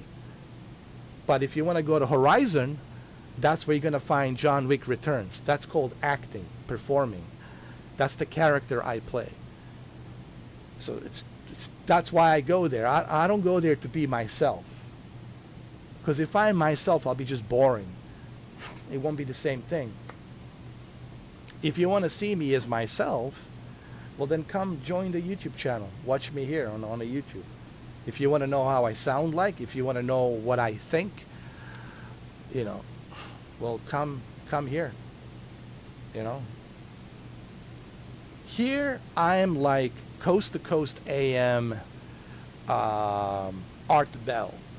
Like I play video games, but I also treat this like a Art Bell, Coast to Coast AM show. May he rest in peace. He passed away a long time ago. But he was one of the best hosts, radio hosts, honestly. Coast to Coast AM, Art Bell, dude, the voice of the radio for me, man, for sure. There's no better voice of radio than Art Bell, Coast to Coast AM.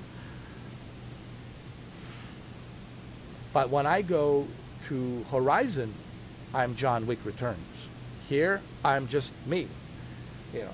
So that's why I always tell people, hey, if you want to see me and break the character, and come join my YouTube channel. They still don't believe that's me. Say, no, that's not, no. That was a real Keanu. That's not you. Stop lying. And I'm like, well, why would Keanu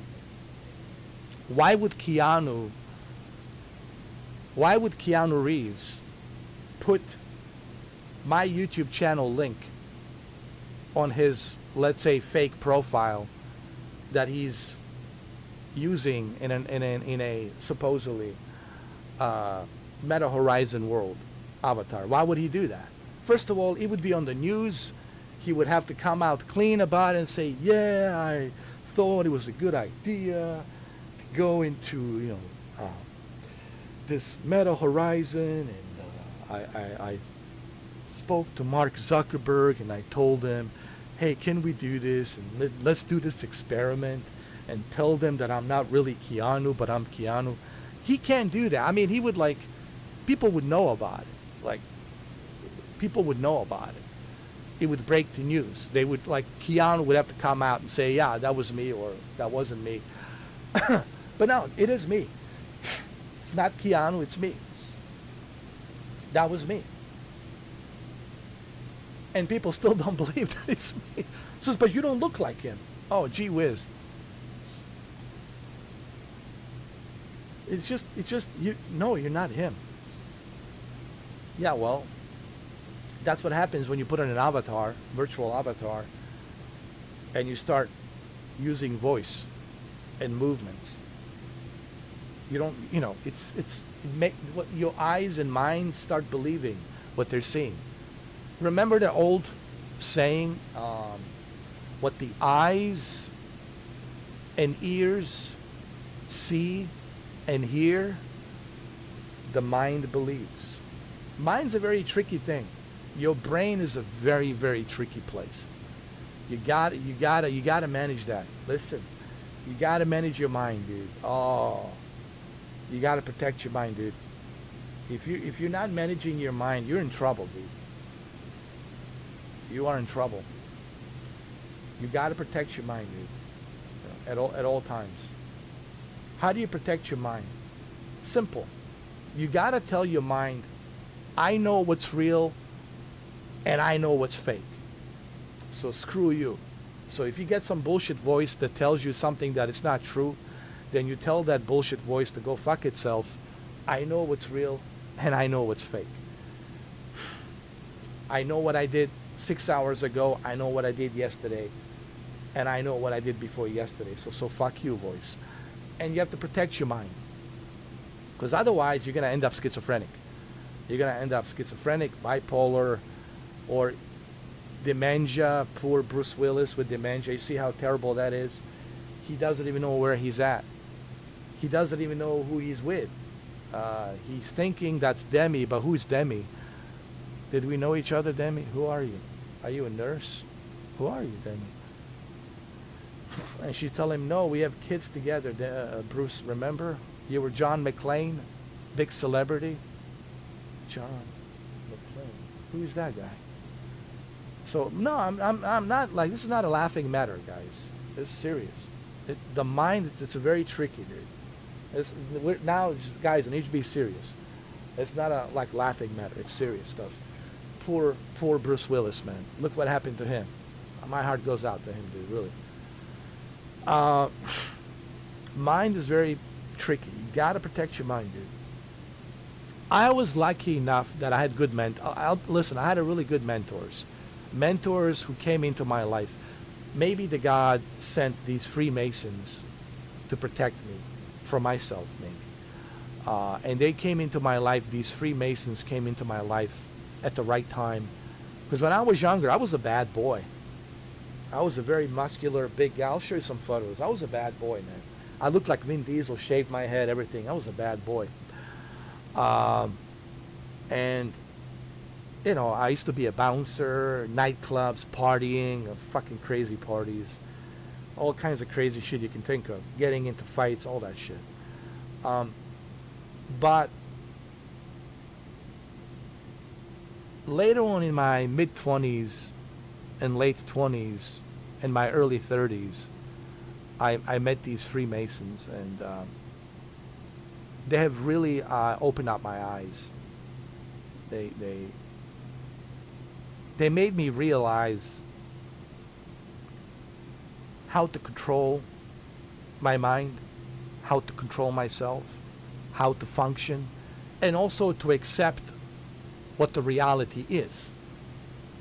It's not about whether I like it or don't like it. It's not about whether I approve it or disapprove it.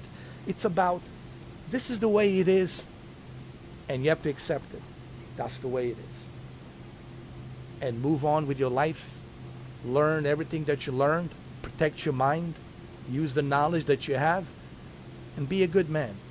And help others. And they did tell me to help others. Like, that's why I'm saying this stuff.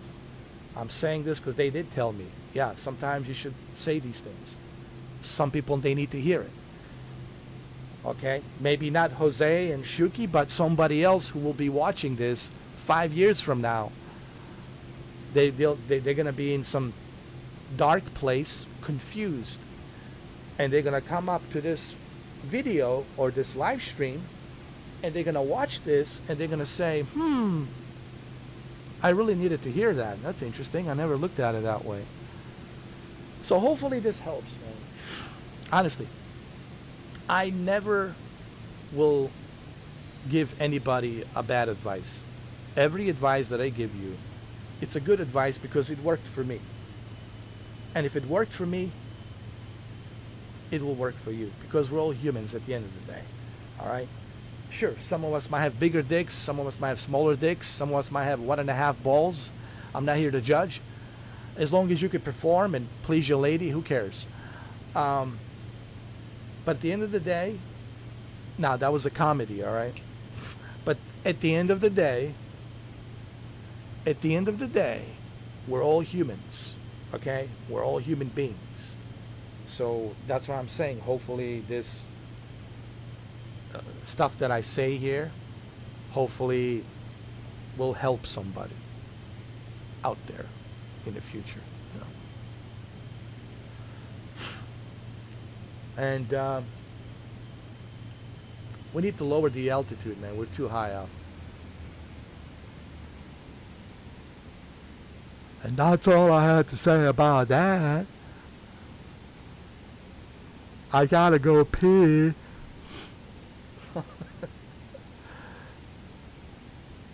It's funny, like when he met JFK right in the Oval Office, and then JFK says, John F. Kennedy, to Forrest Gump. Looks like he's got to go pee.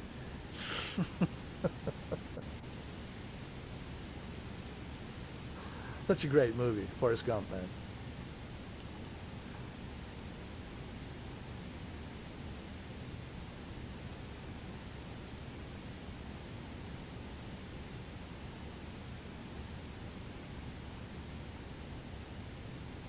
And it's okay to think what you want to think about me. That is your God-given right to have thoughts and to think what you want to think about me. But also try to stay realistic. Don't think about me, oh, is he an alien? Or is he some kind of alien from an... No, just stop going, no, that's a fantasy now. See, you got to train your brain not to think about stupidity like that. Oh, is he some kind of special guy? No, I'm nothing special about me, all right? All right, there's nothing special about me. Don't celebrate me. Don't, what's the word? Don't worship me for the love of God. Don't worship me. Don't worship nobody, all right? Don't worship nobody. Just be realistic, all right? I'm somebody who has some talents. I have some talents. I'm a good actor. Right? Which I think I've proven that. But at the same time, I also had good mentors in my life. And these mentors in my life really have helped me understand what's going on. And they also taught me to live beneath my,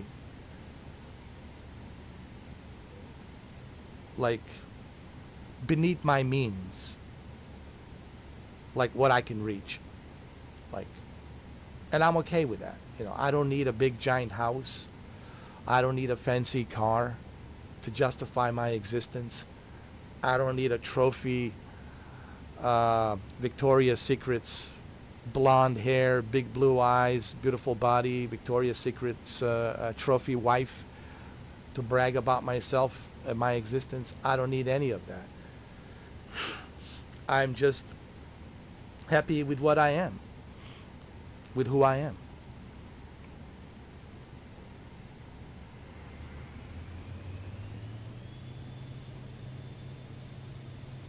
Because at the end of the day, to me, my life, it's an experience.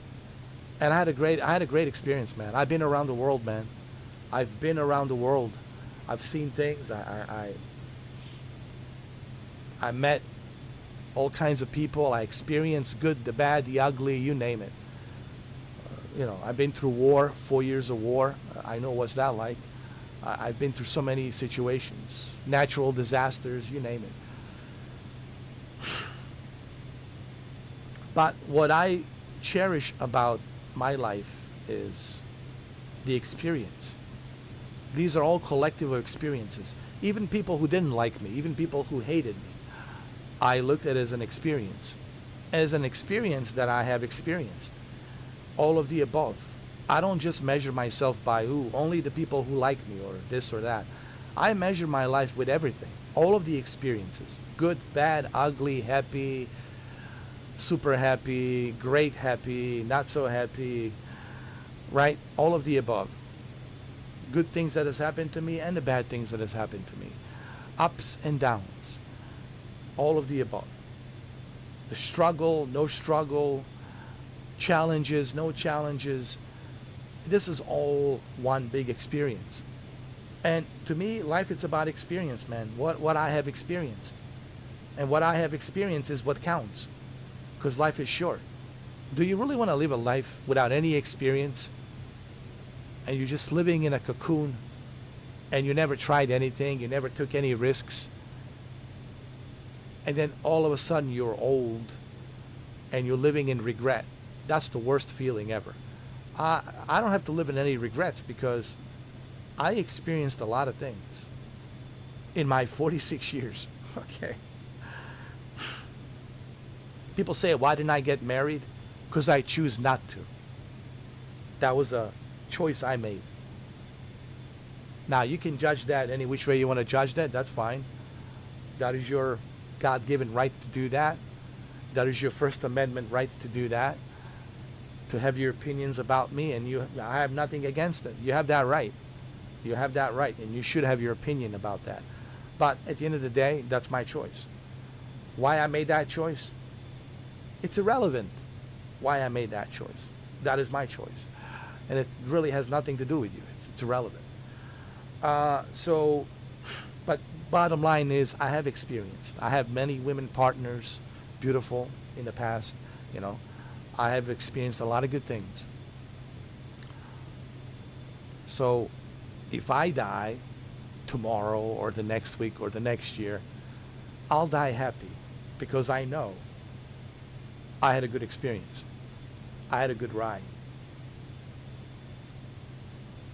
So that's the important part. Live in the now. Enjoy the experience in now. Don't think about the future. You can't control the future. You don't have a crystal ball. Don't think about the past. You see, you guys are stuck. Why do you have panic attacks? There's nothing wrong with your heart. Your heart's perfectly fine. Your chest, your lungs, perfectly fine.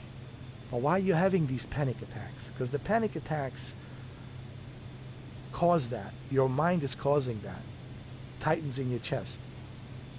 Because when you start freaking out, when you start having anxiety and you're thinking about the future, that's where the panic attack comes in. Because you're envisioning the future. Well, you want to control everything. You can't control nothing. You don't know where you're going to be 2 hours from now, wrong place, wrong time. 5 hours from now, 24 hours from now, you don't know where you're going to be. You can't control the future. So then why are you thinking about the future? You can set goals. It's good to have goals, but just have goals and see where it goes. Don't rely too much on the goals. Okay? I had a goal to help Boosteroid, right? And people are saying, like, why did you now give up on Boosteroid? Well, my original goal was to, hey, I'm going to try and help these guys. Hopefully we'll be good partners. Hopefully they'll communicate with me. Hopefully, you know, things will work out between us. But it's been, 17 days. I haven't heard nothing from them. Nothing, no feedback, no reply, no nothing. And I was like, well, I guess they're not happy with me. I guess the partnership didn't work out. But at least I tried. I gave it my best. For whatever reason, they didn't like it. Hey, that's fine by me. It's okay. You know, I don't hold it against them. It's still a good company. It's just, I guess they weren't happy with my videos, and the videos weren't getting many views, and I get it, I understand. But look, the point being is, I tried. I don't have to live in regret. I can say, well, I tried and it didn't work out. I tried this YouTube thing and it didn't work out. I tried this and it didn't work out. I tried to be a sales agent and it didn't work out because it's not for me. I don't like it. But at least I can say I tried things. I wasn't going in there thinking, ooh, I'm going to be successful, or I'm going to be this. I didn't start this YouTube channel thinking, ooh, I'm going to be successful, I'm going to be whatever, the greatest YouTube star of all time. My mindset is, I have a goal, let's try it, let's roll the dice, see what happens. If it doesn't work out, it doesn't work out, I move on. Life is too short. So that's what I'm talking about, the experience. Don't live in the future. You can't control the future. Don't live in the past because it's already happened. You can't fix it. It's already happened. You can learn from it, but forget about it. Move on. Don't stay there. Move on. Live in the now. Don't live in the future and don't think about the past. You can learn from the past, but don't be stuck in the past, because then you're living in the past. And don't think about the future. You can have goals, but don't rely on these goals as if it's some definitive success. Put the goals, live in the now, see where it goes, and enjoy the experience. And this is why you have panic attacks, because you're thinking about the future and you're living in the past. Oh, could have, would have, should have, could have. Stop. It's already done. It's been done. Move on. learn from it, move on. The future. You don't have a crystal ball. You can't control the future. You don't know what's going to happen. All right? Just live in the now. And that's what I have learned from my good friends, Freemasons. They really have helped me, dude. And I'm trying to help you guys. You know. I'm trying to help you guys. I'm trying to help you understand what's important, what's not important. It's not about that 50-90, Jose, all right? All right? That's not what it defines you. I'm just kidding. It's not about things. It's not about the possession of things. If you go to bed and you say, well, I have a possession of things, I got a lot of stuff, I can sleep now. I can sleep now and I can wake up really good. You're not living a life. You're a consumer. You're a slave to technology. It's not healthy. It's not healthy for your brain. Like you need some kind of approval, seal of approval. The things you own end up owning you. Where have you heard that? Where have you heard that? The things you own end up owning you. No. You guys tell me, where have you heard that? No, don't Google it. Don't do that. No. I know you, Shuki's, you got that keyboard. No. Stay away from that keyboard. I know it's mechanical, but stay away from it. Where have you heard that? Where have you heard that? The things you own end up owning you. I know you heard it from somewhere. Where have you heard it from? There was a book, yes. The writer's name is Chuck, and he wrote a book, and that book was turned into a movie in 1999 by 20th Century Fox. David Fincher directed it. I'm giving you too much. Too much info already.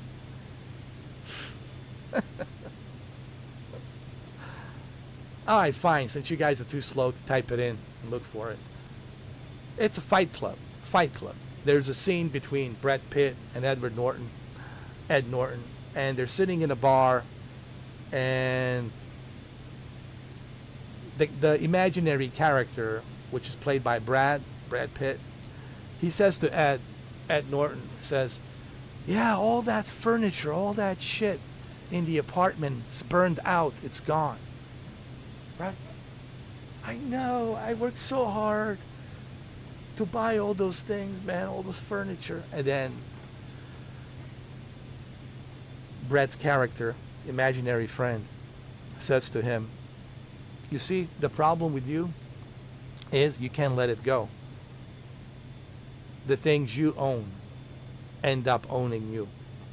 The meaning the material that you possess, that you consume, ends up dictating your life, ends up owning you. So you have to justify your existence based on what you have. I justify my existence simply that I exist and I'm enjoying this experience. I don't care if I'm living in a cardboard, little cardboard box on the street.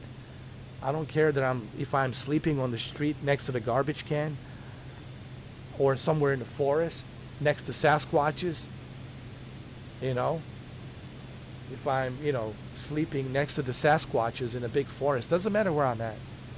I don't care if I'm in a cave somewhere sleeping. It doesn't matter. I cherish my existence for existing. I don't need to justify my existence. Oh, look at my Porsche 911. I exist because of the Porsche 911. You and a million other people who have it. Look, who cares? Even if it's a Bugatti, Rolls Royce. You see, and this is why people have a difficult time with life. It's because they always have to measure themselves with the things that they own. And the things that they own end up owning them. Hey man, I got this PlayStation 5 Pro and a Nintendo Switch 2. Yeah, I can sleep now. I can wake up in the morning. Whew, I can breathe now. I have PlayStation 5 Pro and a Nintendo Switch 2. That's a mental illness. That's man. I don't be so rude to people, but man, you got to see a psychiatrist. That's not good. It's not good. You're not living a healthy life, man. Guys, you got to stop allowing these material things to run your life, to own you. You know, I don't care about the things that I have. I don't give a shit. If a hurricane comes through, Category 5, God forbid, and destroy all my stuff, I'm perfectly fine. I will be okay. I guarantee you. I swear to Jesus, Lord Christ. I swear to God, Jesus, Lord Christ. To Lord, I swear to Lord Jesus Christ, I will be fine. I will be okay. It will not bother me. It will not bother me. But see, for you guys, it would bother you. Like Jose, if he lost his 5090 and all the other, and that leather jacket and the collection of NVIDIA and the Digital Foundry hoodie, he would have sleepless nights. Like he would have to tell his wife, I know, I can't go to sleep tonight. Oh, come on, honey, let's go to bed. No, I can't. I lost my 5090. I lost my leather jacket from NVIDIA that Jensen was wearing. I lost hoodie, Digital Foundry hoodie, and I can't, honey. Oh, come on, I'll give you a massage. I'll make you feel. No, I can't. No. I need some time alone. And then he goes back to the internet, ordering a new 5090, maxing out his credit card, ordering a new leather jacket, and a new Digital Foundry, and a new Digital Foundry hoodie. Bury me with my GPUs, bro. Well, see, he can't help himself. It is what it is. Nothing I say here, will change his mind. It's just, he's already been, pre-programmed. When you are pre-programmed like that, it's too late. Shuki and his RC cars. You can bury him with his RC cars as well. And his mechanical keyboards.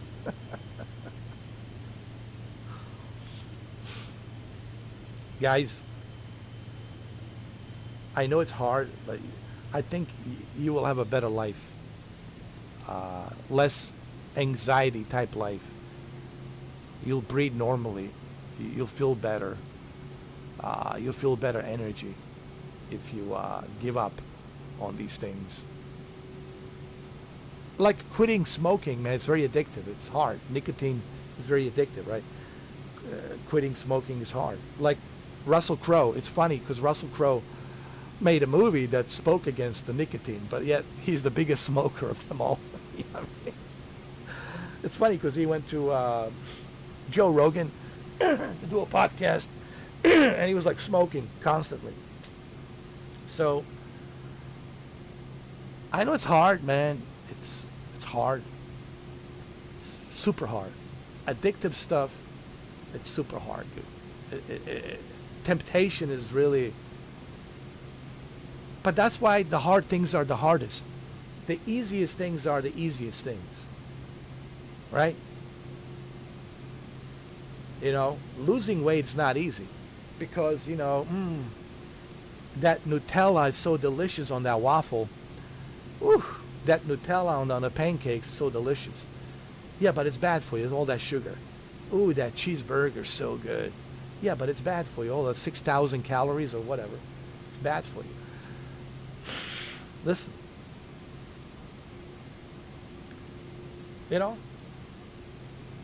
That's why they're so easy, because they're so easy. Hardest things are hard because they're so hard. I would rather my 7900 XTX die before the monitor. Oh, you love your monitor. Hey, listen, the monitor is really good. But you got to learn to live without that monitor. You got to learn to live with just watching me on a cell phone. You got to learn, hey, I have to get used to watching Mr. 4K on a cracked screen cell phone. small little cracked screen cell phone. It's fine too. There's nothing wrong with that. Where's my TED Talk award? No, really. Shuki and Jose, can you guys send me a fake TED Talk award or some shit? Can I have it? Can you guys send me it? Can you guys send me like a TED Talk? Little award. Just send it to me. Just a little TED Talk award. Airspeed. I feel like we're having a TED Talk show over here. So, what am I playing later on today? FC26. I need to reactivate my EA Play Pro because I have plenty of reasons why. FC26 coming out, and Battlefield 6 is just around the corner. So, and I want to play Crisis Can you believe it, Jose? This how they get me to reactivate my EA Play Pro. They just released on the EA Play Pro Crisis Remastered Trilogy, which I have to revisit again. Which I have to revisit. They got me. What they had previously was just a regular standard edition of Crisis, which was fine, but now they got remastered trilogy of Crisis on top of FC26, on top of Battlefield 6 Phantom Edition. So they got me. See, EA knows what they're doing, bro. They know how to get me. Hook, line, and sinker. They got me. Well, they're smart. They know how to get you, bro. That's how you sell. Oh, we know your weakness, Mr. 4K. We're going to get you. Hook, line, sinker. Got him.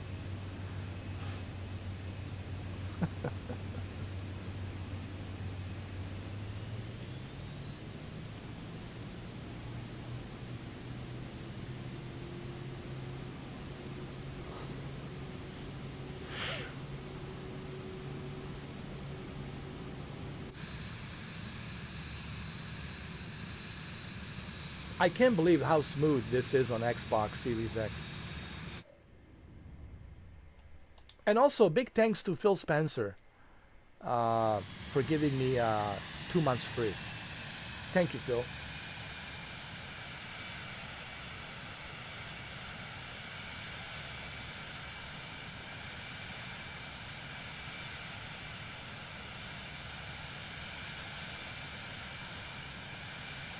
I find it hilarious.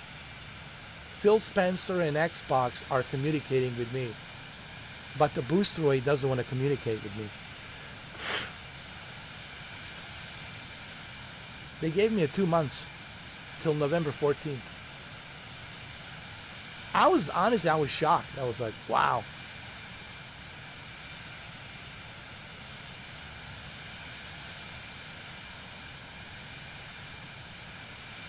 And I asked what the reason was. They said, well, we want to show our appreciation for you being a member for so many years. We want to give you this 2 months. And I've been a member with the Xbox Live since 2002. No, 2003. So 2003, yeah, a long time, man.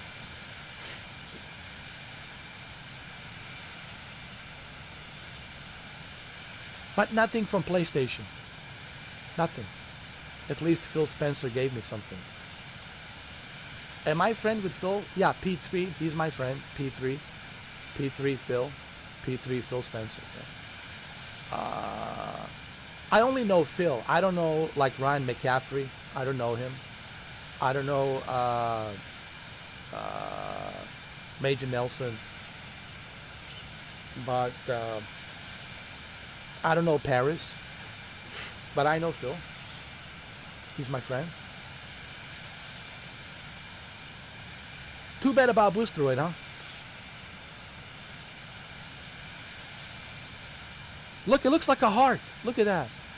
That lake looks like a heart.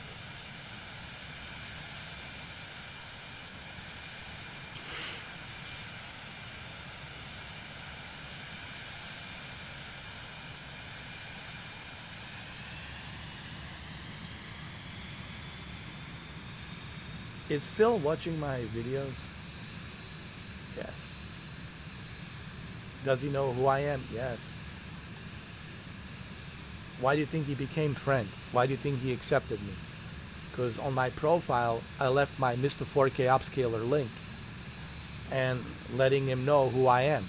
So that's the first thing he did, is check my channel, subscribe to my channel. Does he watches it sometimes, not all the time. Does he like it? He's not a huge fan of the profanity. Like, because he's a passionate gamer. He understands this is the way I am, but he doesn't like profanity. He's not big on profanity.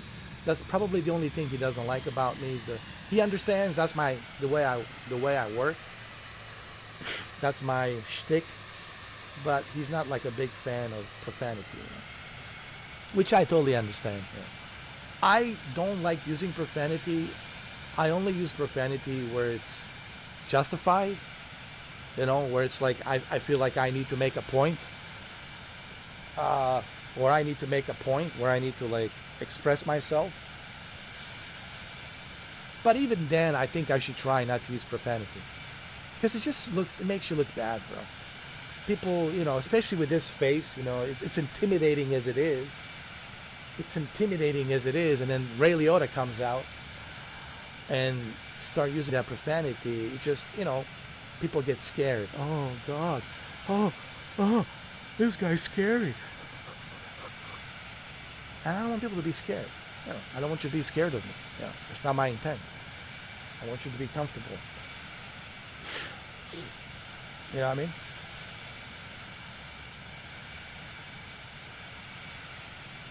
So it's better if I don't use profanity. Yeah. Because people, you know, you gotta remember, this is internet.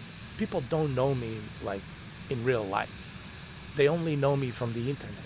And when they see me act like the way I act and put on the show, unhinged and all that, what they don't understand is there's a little bit of acting there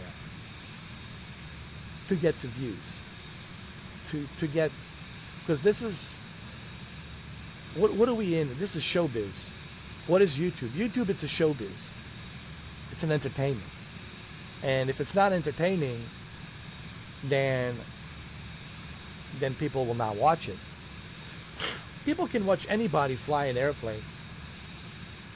Nothing special about a guy like me flying an airplane.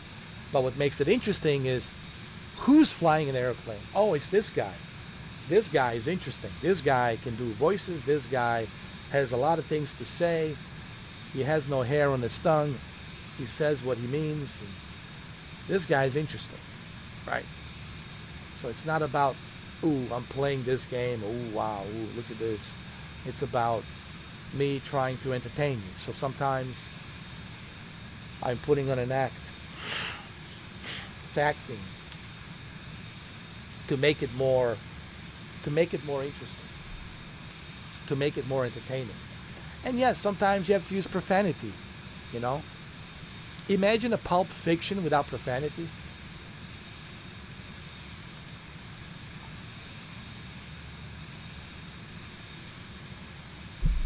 Imagine Reservoir Dogs without profanity. It wouldn't work. It wouldn't work. The movie would not work. Imagine Die Hard without profanity. Come on. I mean. But I understand why some people don't like it. And listen, I don't like using profanity for no reason. You know, I'm not some guy that uses F word. If I was the guy that uses the F word all the time, then you say, this guy, just so annoyed with this guy with using the F word constantly every 5 minutes. I'm like, screw this guy. yeah, that's a good argument, right? But I don't use the F word unless it's totally necessary for me to make a point. Like, that's the whole point. Like, and I think Phil Spencer understands that. He understands, like, I only use profanity where it's needed, you know. But he's not a fan of profanity, which I totally get it. I understand. You know, he doesn't like profanity because he feels that profanity is toxic and it divides the gamers. He's all about bringing the gamers together, bringing all the gamers together. That's the whole point of Xbox Game Pass, to bring us as gamers together. And I totally understand his point of view, 100%, 100%. But he also understands where I'm coming from. This is my shtick. It's like Howard Stern. Like, Howard Stern wouldn't be a Howard Stern if it wasn't for profanity. That's his shtick. But even Howard Stern, he uses profanity where it's needed. He's not going to use it just like for no reason, right? Like when they're having a serious conversation. Same thing with Henry Rollins, right? Henry Rollins will not use the profanity for no reason, even though he uses the profanity in his songs, sure. But he only uses the profanity where it's needed. So that's the way I work. You know, I use profanity where it's justified, where it's warranted. Okay. Samuel L. Jackson without no way, dude. No way. No way, dude. Imagine Danny Trejo. But if you meet Danny Trejo, if you meet Danny in real life, he's got, you know, a diner, a restaurant. It's a Denny's tacos, Trejo's Tacos in California. He's a very nice guy, you know. He's very polite, very nice, no profanity. When you talk to him, it's like, you know. So he's a very nice guy. But where he needs to make a point, where he needs to express himself, sometimes you have to use profanity to show your emotions, to show how you feel about something. Sometimes if you're upset about something, you have to use profanity. So, like, same thing with me. It doesn't mean that, like, I use the F word nonstop. No. I'm sure Samuel Jackson, if you met Samuel L. Jackson, he'll talk to you normally without profanity. Unless there's something that upsets him or something that pissed him off, then Sam will say something, you know, with a profanity. So, yeah. But I agree that people shouldn't use profanity all the time. I agree on that. You should only use it where it's justified, where it's warranted, right? Don't use it where it's not warranted, you know.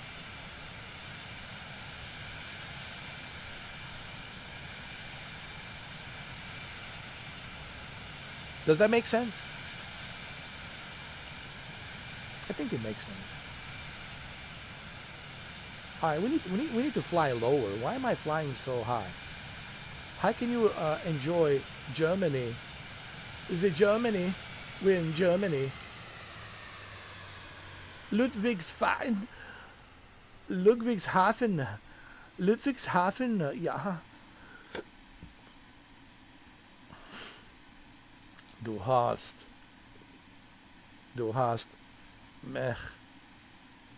mich fragt.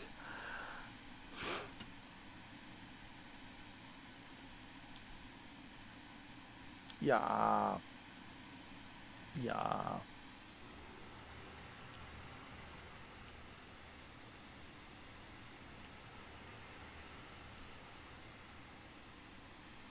Ludwigshafen.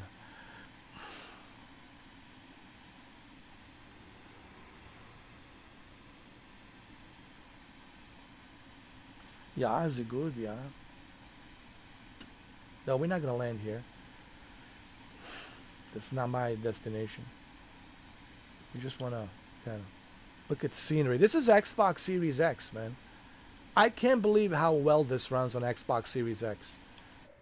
It's almost unbelievable. Like my gaming laptop is struggling. You saw it yesterday. It is struggling. Can't even catch a breath. It's heavily breathing. But look at the Xbox Series X, just smooth as the butter, man. They did a good job. And I tried it on Series S, even on the Series S. On both Series X and Series S, it runs good, surprisingly good. So if you got Xbox Series X and Series S, it runs really good. Ja, ja, sie gut, ja, sie gut, ja.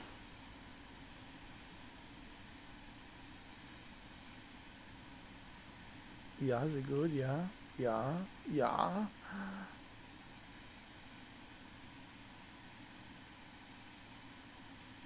Ich meine bitte. Sie schlüten sie. Ja. Nein. Ich liebe nein. Ei, 201. Ei. Do I know Deutsch? Was ist das? Ich haben sie. So, sind eine Monate zurück.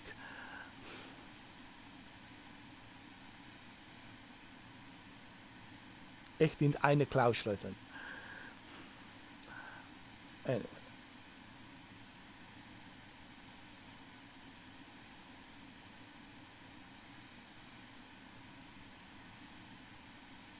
Looks pretty good.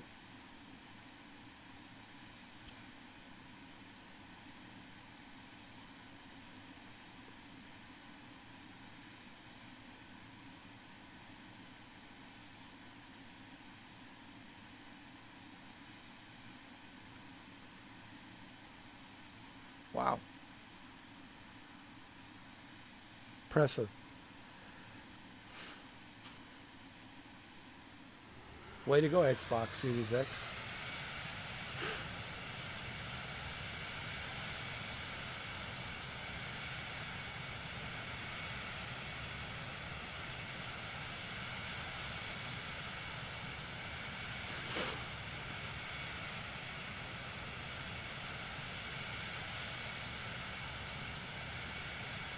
Ja, was ist das? Oh ja, sie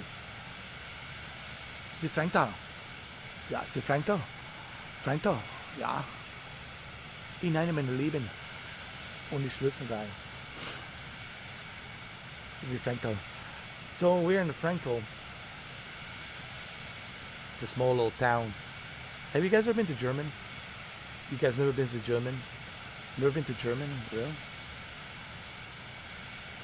Why?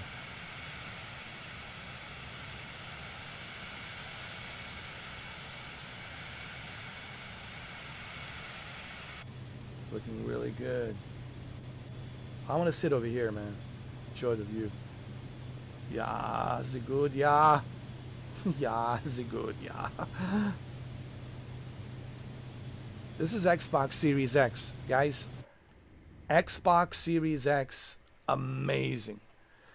Amazing. Amazing. Looks amazing.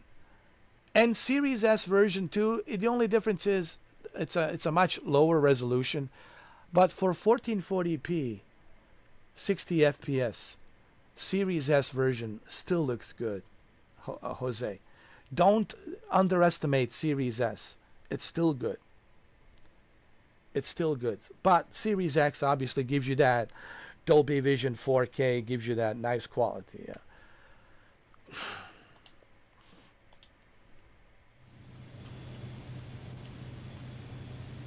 My $3,000 gaming laptop struggling to achieve something like this.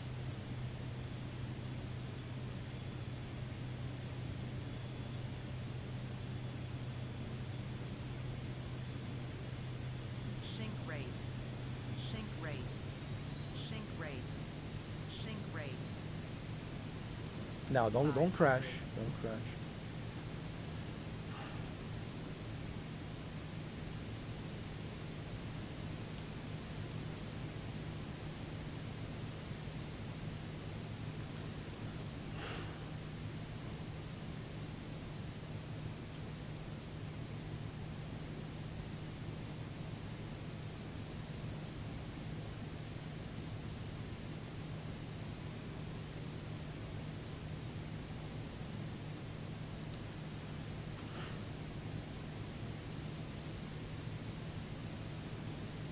So I can only speak for the Xbox version. If you have Xbox Series X or S, get the Game Pass, because 2024 Microsoft Flight Simulator, man, runs really good. The other day I did 2 successful liftoffs and landings. Yes, with Airbus 321. I was flying from Miami to Denver, and then after that I was flying from Salt Lake City, Utah to Winnipeg, Canada. Successful landing as well. So yeah, and I think when you watch those live streams you will see just how well it runs.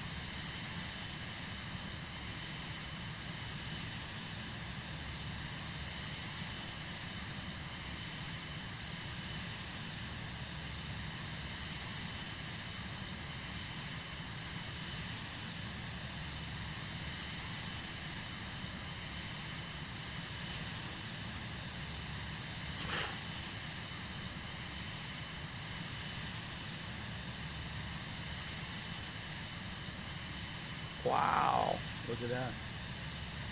Some kind of a power plant.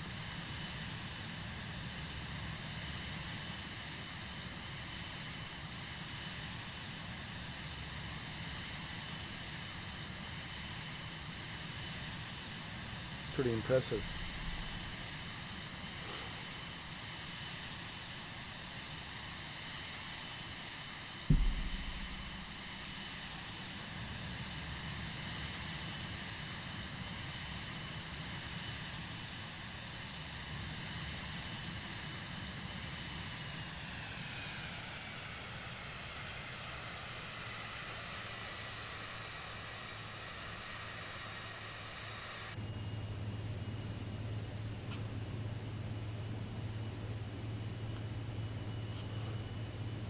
I love this Vision jet.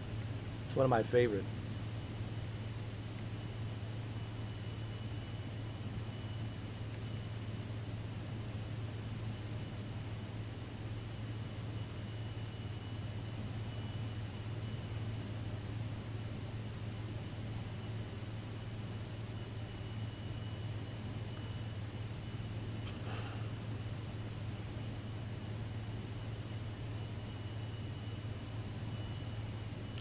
How many people? 1, 2, 3, 4, 5, 6 people. And including the pilot would be 7, but let's just not count the pilot because the passengers are what's important. So 6 people, man, that's pretty good.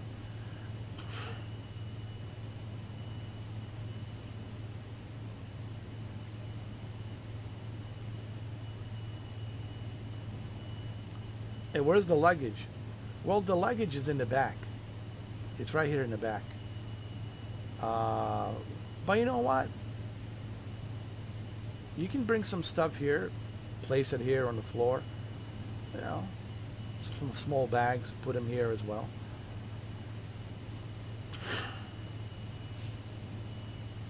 Now, there has to be a certain weight limit. This is true. Like, the pilot has a certain weight limit, and he will never fly you if you go above that weight limit. This is so true, actually. This is a fact. So the planes, certain planes can only have a certain weight limit. They only have a certain weight limit, how much they can carry. So if you are above that weight limit, they will not fly you. They're going to tell you, sorry, you got to get rid of some of your luggages, all right? And it's true. But every pilot will tell you that. Before they fly you, they will tell you, okay, this is how much you can carry. And if you carry any more than this, I cannot fly you. I will refuse to fly you. And they can do that. They can refuse you to fly you. The only way you're going to be flying with them is if you get rid of some of your luggage, because it's too much weight.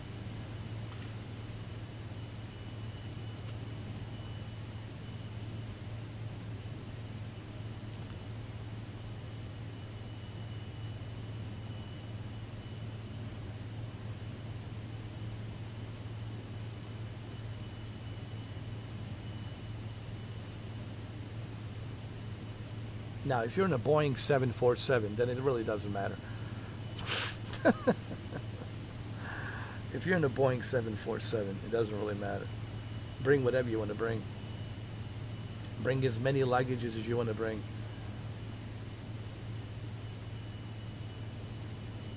It's a Boeing 747.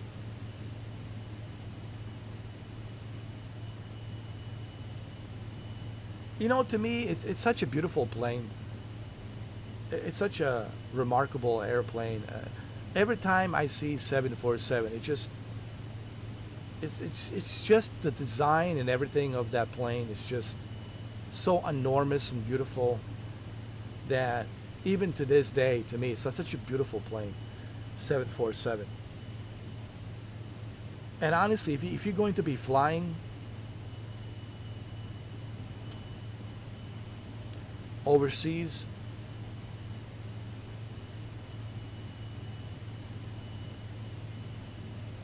well, I flew with a KLM 747 from Amsterdam to New York. Yeah, from Amsterdam to New York with a KLM, Dutch airliners, KLM. And flying on that Boeing 747, man, it was just, it was like, I didn't even realize that I was on the plane. It was everything. I felt like I was in like a big, giant mansion. So huge, bro. For those of you who flew with Boeing 747, you know what I'm talking about. All right, this is where we gotta land right here, guys. We have to land here.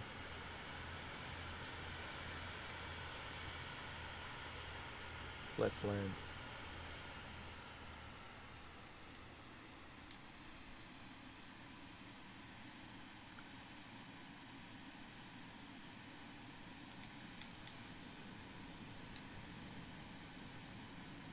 Here we go.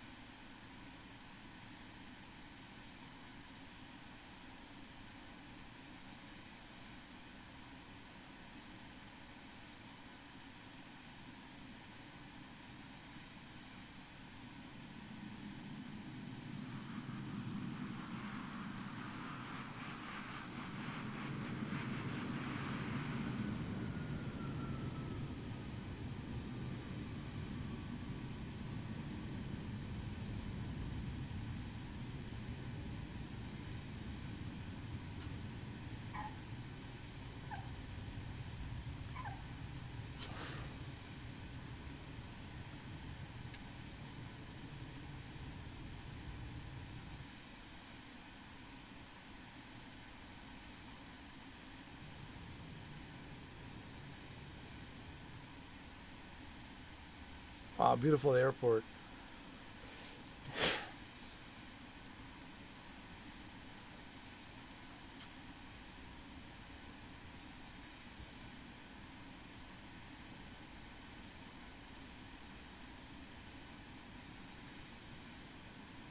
This is a beautiful airport, man. Look at the detail.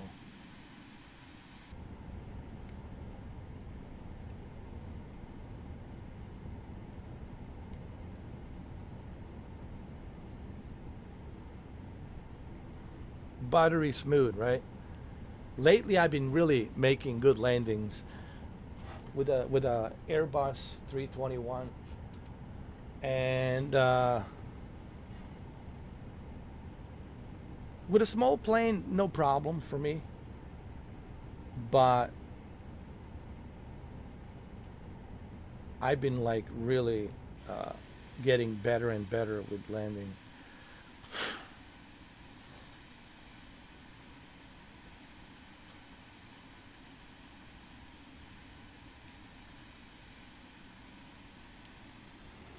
Okay, we're gonna go over there.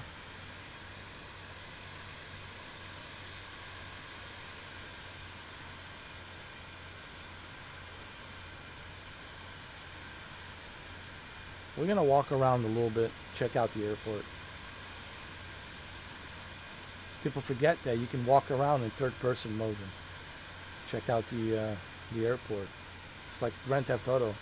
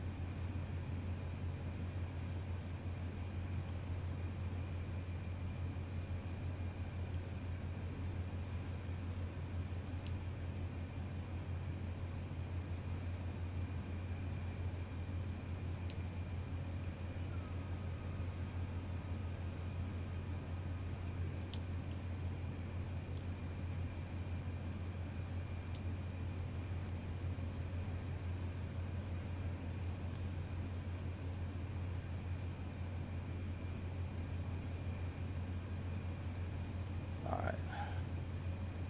See if I can remember. See if I can remember.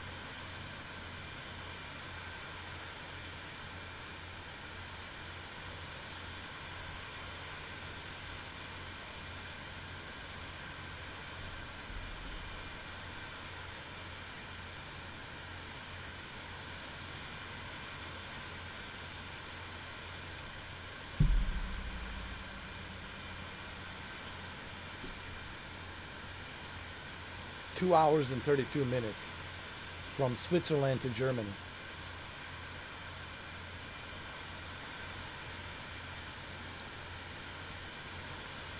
Looking good.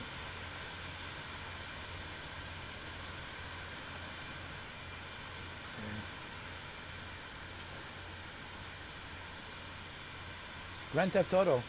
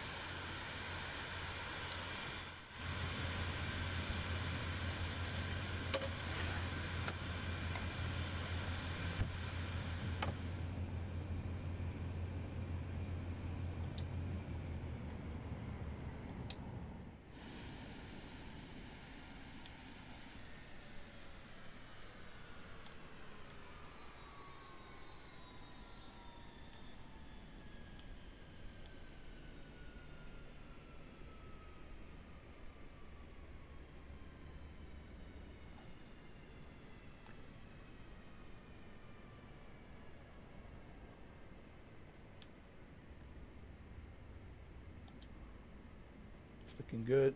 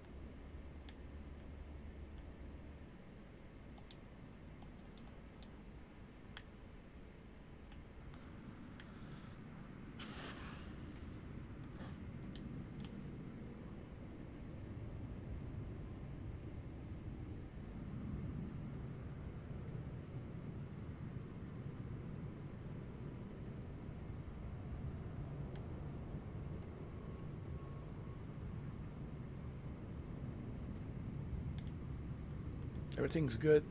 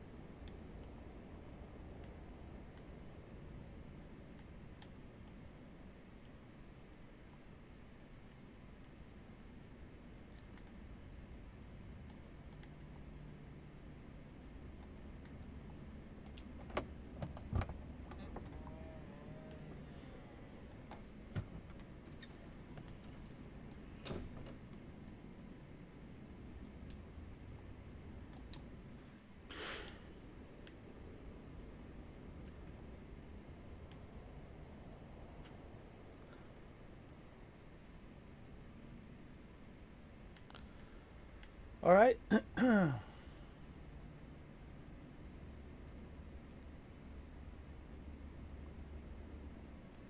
Let's check out the airport.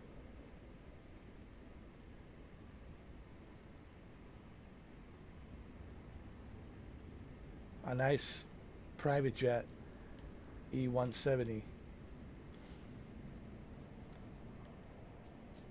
Embraer E170. Nice.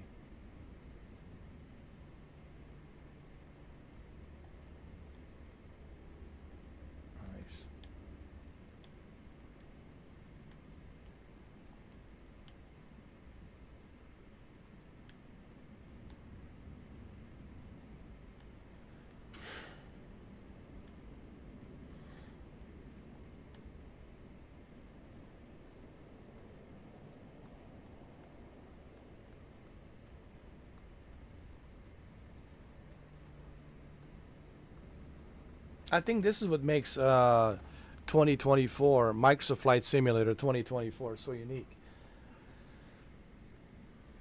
It's not just you taking off and landing and turning off the switches and turning off your airplane, but you can also exit and walk around and check your airplane, inspect your airplane, and then after that you can walk around freely and check the airport. It really makes it an amazing experience.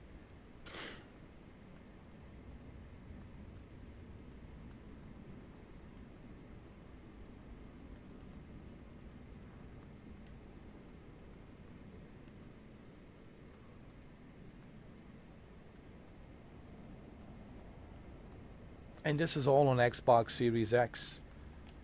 Xbox Series X version here, as you can see, clearly. And it's smooth as a butter.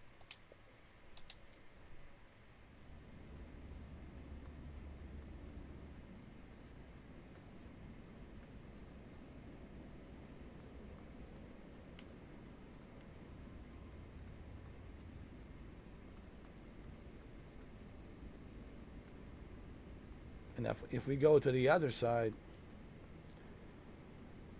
they have the real, these are like the real airplanes taking off in real time, actually. Now, in real life, I could never do this. You know, they would have arrested my ass crossing this line, walking around like this.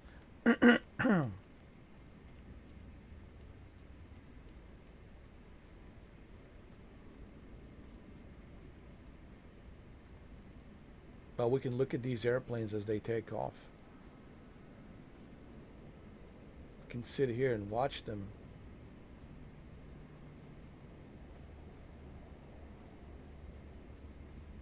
See, like this one over here.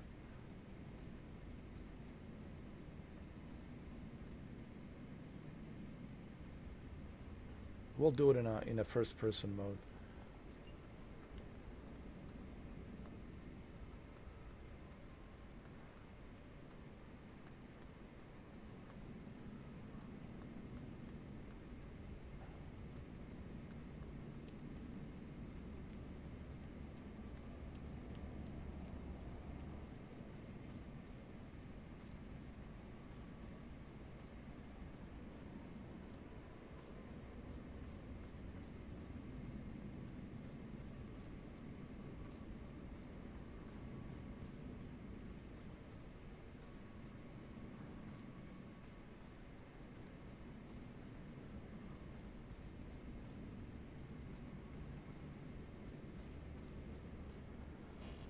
It looks like Airbus 330, A330, Airbus 330. Pretty cool.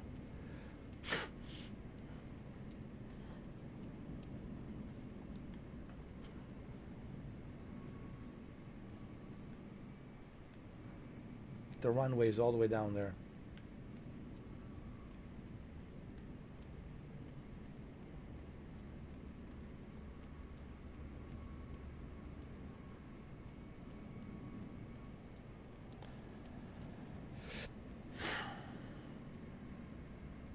So yeah, if you guys have Xbox Series X or Series S, they really have patched up and optimized this game on the console.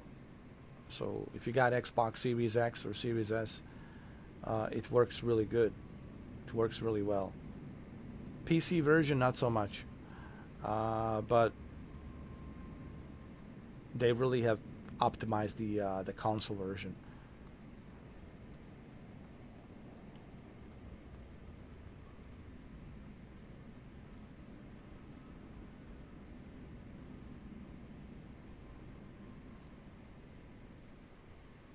Let's go to the terminal over there. One of the terminals.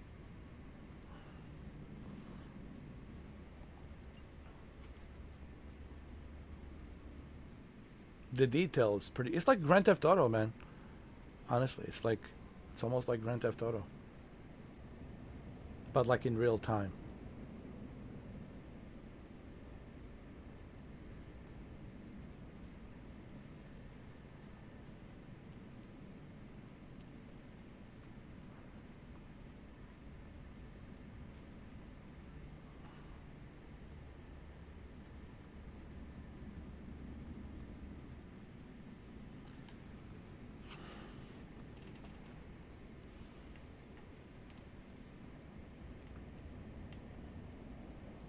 Buttery smooth experience. Look at that.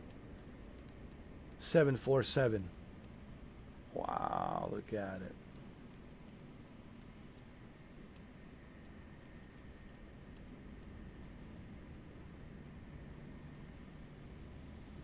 Wow. Look at that. 747.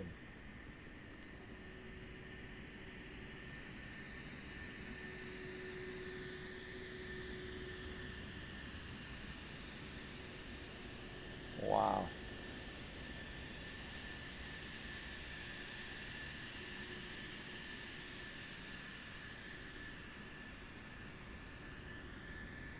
Look at that beast. Look at that beast.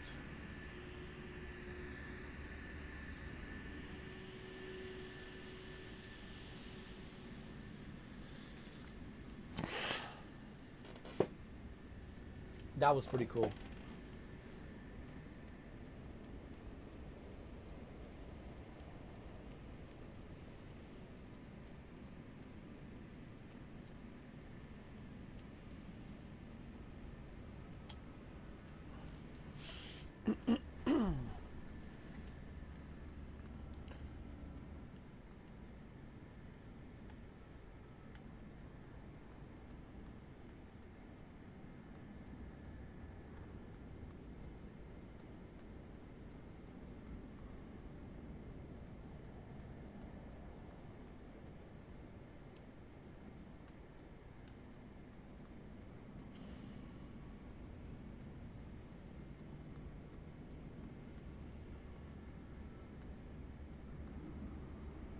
I'm really impressed by how much detail I see on the ground.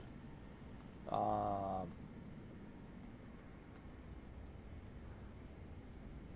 you see, now they're giving you the option to download the scenery, Jose.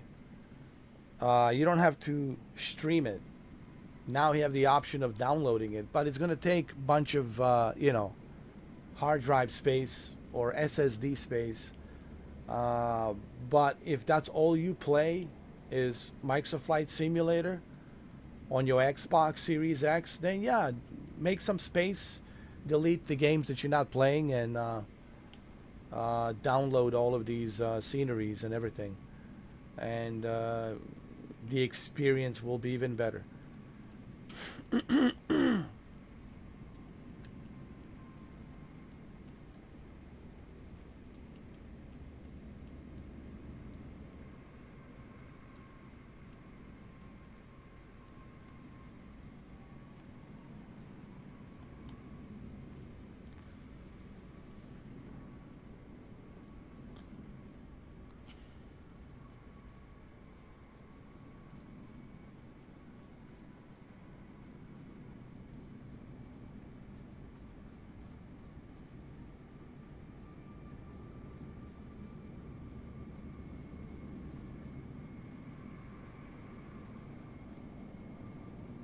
We have another Airbus A320.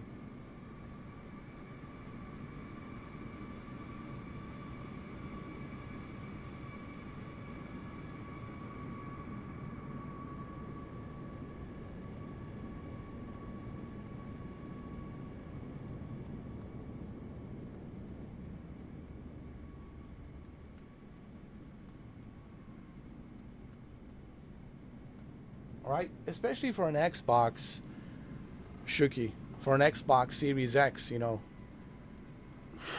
So if you, like I said, if you have Xbox Series X or Series S, man, you're good to go. Now is the time. Like, if people are like debating, oh man, I love flying, but man, I'm on a budget.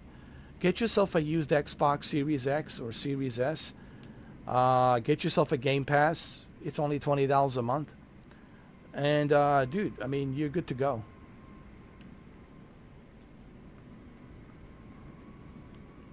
You are good to go. And then buy yourself a really good a flight stick controller. And yeah, like the one that I have. I have the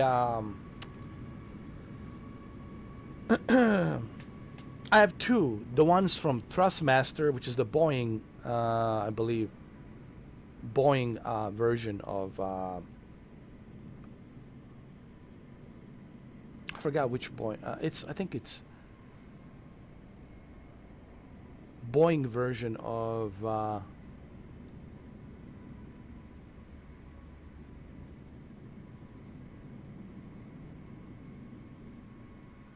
737 or 787. It's either 737 or 787.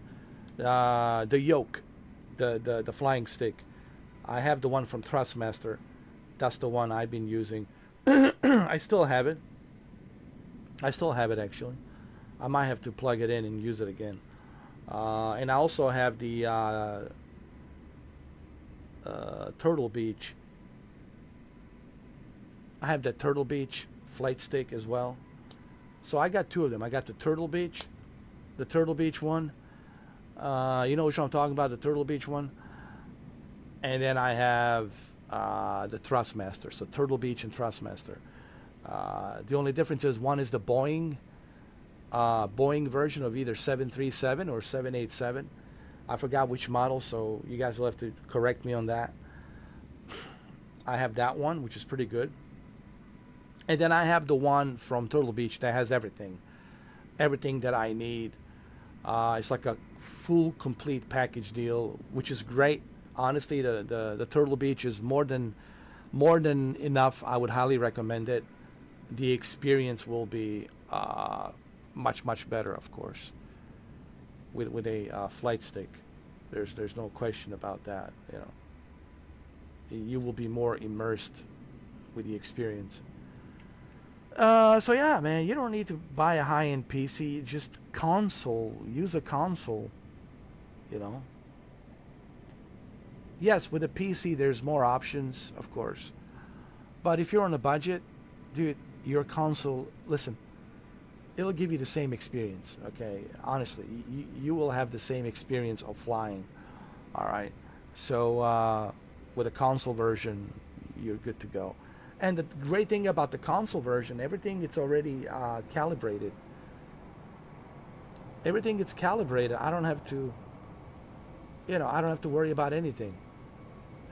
That's one of the benefits of Xbox Series X, Series S, and the PlayStation 5 and PlayStation 5 Pro. Everything is tweaked for you. Everything is adjusted. But see, every time I mention this, all these PC Master Race guys are just like, and my question to them is, why are you comparing PC to a console? That's my legitimate question. Consoles are designed for a reason, to be more accessible user-friendly, plug-and-play experience. You don't have to wait for Windows to boot up and all these applications and all this other nonsense. You don't have to tweak anything. Everything's done for you. Everything's ready to go. I keep my Xbox Series X on a standby mode. I press a button, ready to go. I keep my PlayStation 5 on a standby mode, ready to go. Press the power button. Turns on immediately. Ready to go. Click and play where I continued last time. Ready to go. Continue where I left off. Ready to go. Ready to go. Super smooth, super easy. You know. On a PC, it's not like that. On a PC, you gotta wait for all the applications to load up, and Windows updates, graphics updates, and these updates, and those updates, and blah, blah, blah, blah, blah. And then you gotta tweak everything. You gotta adjust everything constantly. That's why the consoles are consoles and PCs are PCs. You can compare a PC to another PC. I have no problem people comparing, you know, NVIDIA to AMD or a specific PC rig to another PC rig. I have no problem with that. But I do have a problem when all these PC Master Race guys, when they start comparing a PC to a console. It's a two different things, man. They're designed differently. They're built differently. They're operating on a different operating system. It's different. And I'm not going to spend this entire live stream trying to explain that and educate people why that is. Go and research it yourself. Okay? That's why I have artificial intelligence. Go and research in Google. But yeah, this is why I like consoles, because they're so easy to access. Well, did you ever watch those tournaments? Like FC25 tournaments, which is the football tournament, right?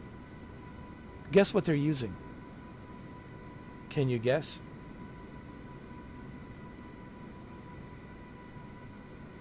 They're using PlayStation 5 on those FC25 tournaments. Do you want to know why? Because it's more stable. It's more stable. PC, there might be an error, there might be an application or something, you know, that needs to be updated. There's too many hiccups and problems, unexpected hiccups and problems. And now when you are competing on a tournament where it's $100,000 reward if you win the match, of course you don't want any hiccups, you don't want any problems. So that's why they use PlayStation 5 to play the FC25 tournament. If you don't believe me, go check it out. Go check out the FC25 tournaments, and you'll see what they're using. They're using a PlayStation 5.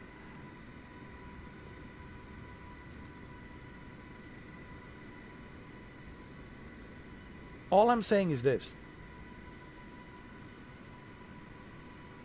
The whole purpose of a console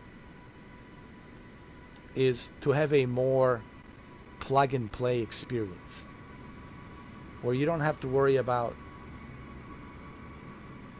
tweaking anything. Everything's updated for you. You just select automatic updates. Everything's done for you. You don't have to worry about anything. Everything's calibrated for you.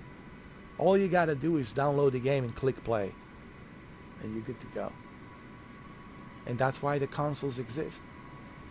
That's the whole point. And that's why people love consoles. That's one of the main reasons why I love consoles. And you know I have a PC. You guys know I have a PC. It's not like I'm like a stranger to a PC. But I just get tired of listening to all of these PC Master Race guys comparing their high-end PC to a console. Why? Why are we doing that? Why don't you compare your high-end PC to another high-end PC and see which one's the better rig? Let's see who has the best PC build or the best PC build rig. Let's look at it. Let's compare it. Oh, they're using AMD, or they're using NVIDIA, are they using Ryzen 9, or are they using Intel Core i9 processor? What are they using? What type of motherboard are they using? What type of cooling are they using? Etc., etc. What type of power supply are they using? What type of memory RAM are they using? How fast is this memory RAM? And what kind of motherboard is this that supports this fast RAM? You could do that, and you should do that. You should compare PC to a PC. But for the love of God, for the love of God, for the love of God in the universe that created all of this, stop comparing a PC to a console. It's ridiculous. It makes you look ridiculous. It makes you look really ridiculous. Now, you can compare console to a console. Xbox Series X versus PlayStation 5, or Xbox Series X versus PlayStation 5 Pro. Absolutely. And that's how it should be. But for the love of God, stop comparing a PC to a console. It is just ridiculous. It really, some of you guys who are doing that, and you're comparing a PC to a console, you make yourself look very, very ridiculous when you do that. It might be a good clickbait video for people to click, but any professional will look at it and say, man, this guy's ridiculous. He's comparing a high-end PC to a console. What are we doing here? Watermelons versus oranges?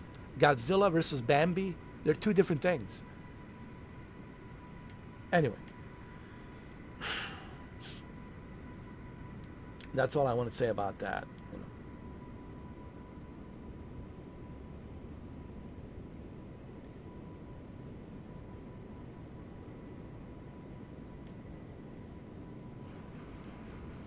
People buy a console for a reason. Why do you think they buy a console? Even though they have a high-end PC. Did you ever watch those Shuki? Those big-time celebrity, wealthy, super wealthy, filthy rich. They make like millions of dollars. So of course they make millions of dollars. They can afford whatever they need to afford, and they can build whatever PC they want to build. And you can see that they have a super high-end PC, right? You can see it, like all of it, everything. 5090, 64 gig memory, Ryzen 9, i9 processor, the latest generation of i9 processor. They have all of that, right? The liquid cooling, all of that. Beautiful case with all the LED lights. But guess what? Guess what? They also have a PlayStation 5 and an Xbox Series X and a PlayStation 5 Pro and Nintendo Switch 2. Do you want to know why? Because they want to play on a console as well. They don't want to just play on a PC. They also want to play on a console. So the consoles exist there for a reason. To be easier to plug and play. This was the whole purpose of consoles to begin with. Yes, I could have played on, and I did play on my Commodore 64. I did play on my Commodore 64 and on my Amiga A500, but guess what? It wasn't that easy. I have to put the cassette, press play to load, and then I have to adjust the head of the cassette player to make sure that it's not system error, but system not ready error. I have to adjust to its system ready.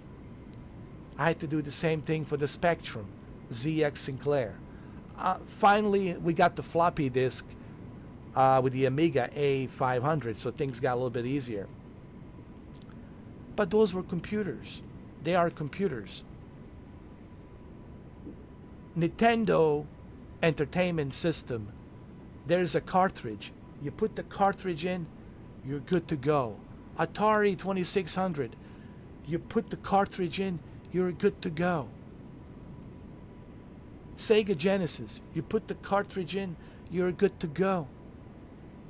That was the whole purpose of consoles to begin with. That's why it says on my YouTube channel, I've been a gamer since 1984. I'm not just putting there to brag about myself. I'm putting that on there because that's the fact. That is the fact.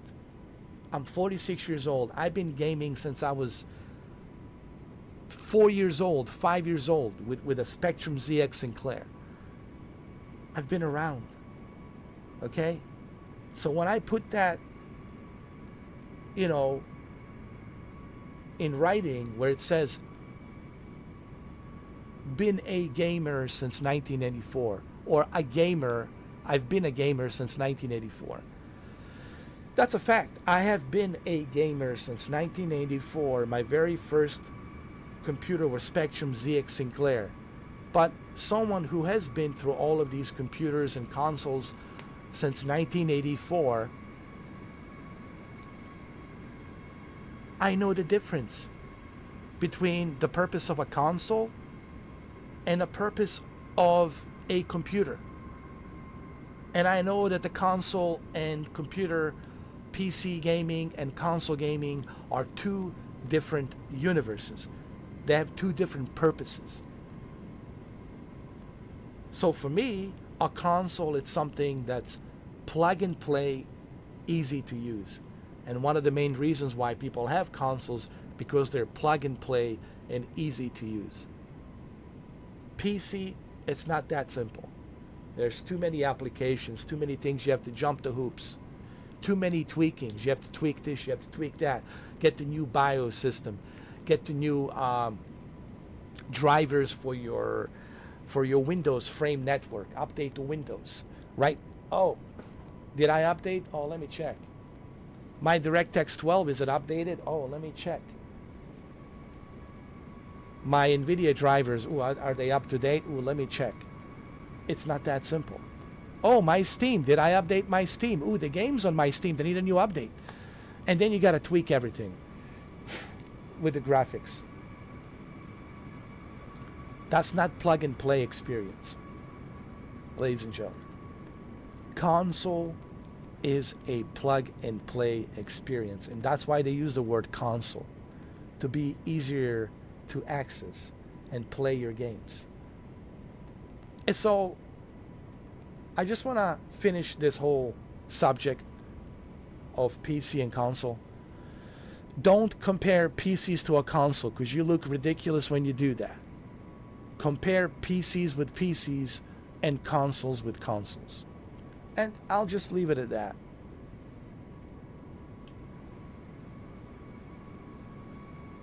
And that's a good thing that we have a choice. I think it's good that there's a choice where you can play consoles, or you can play on a cloud, or you can play on a PC. This is the message that Phil Spencer is sending out there. That's why they call it Xbox Anywhere. Like, Phil Spencer doesn't care where you play, as long as you're playing.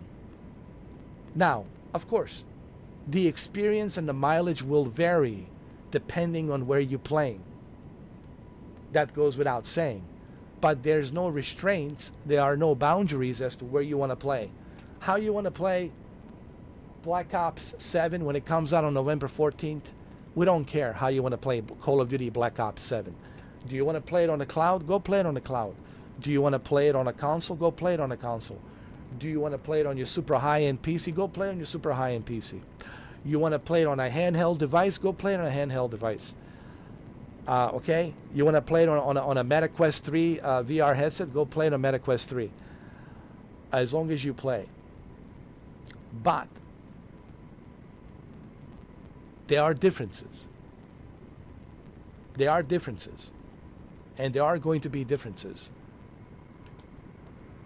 But the whole purpose of a console, it's plug and play experience.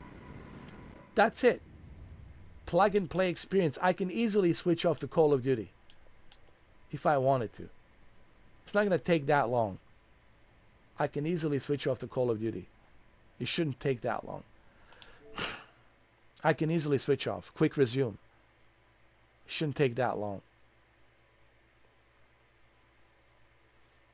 That's the plug and play experience of having a console.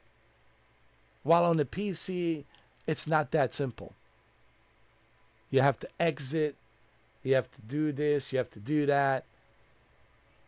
You have to wait for the log into your Steam, to log into your Activision account, to do this, to do that. I don't have to do that here. I'm ready to rock and roll within seconds. Again, this is the purpose of a console, to switch back and forth, easy use of access, plug and play experience. And this is why people have consoles. This is why you have Xbox and PlayStation and Nintendo. They're not buying these consoles because they want to have a PC experience. This is another thing that the PC master race needs to understand. People are not buying consoles because they're trying to have a PC experience or to compete with a PC experience. They're buying these consoles because it's easy to access, plug and play experience. It's one of the reasons why they do that. But then again, you try to explain that to a PC master race, good luck. I want to go back to Microsoft Flight Simulator. No problem. I can go back to where I left off. It's that simple. You can do this with a PC. It's not that simple. It's not that simple. You can't do that with a PC. It's not that simple. Okay?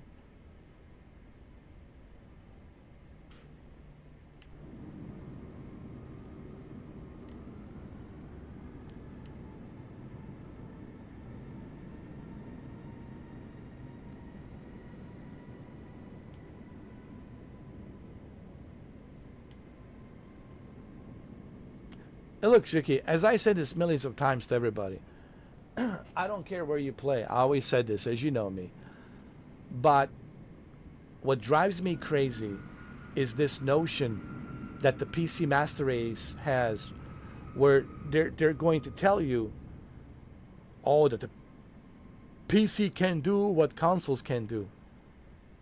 And I'm like, okay, and why are we comparing PC to a console? It's irrelevant.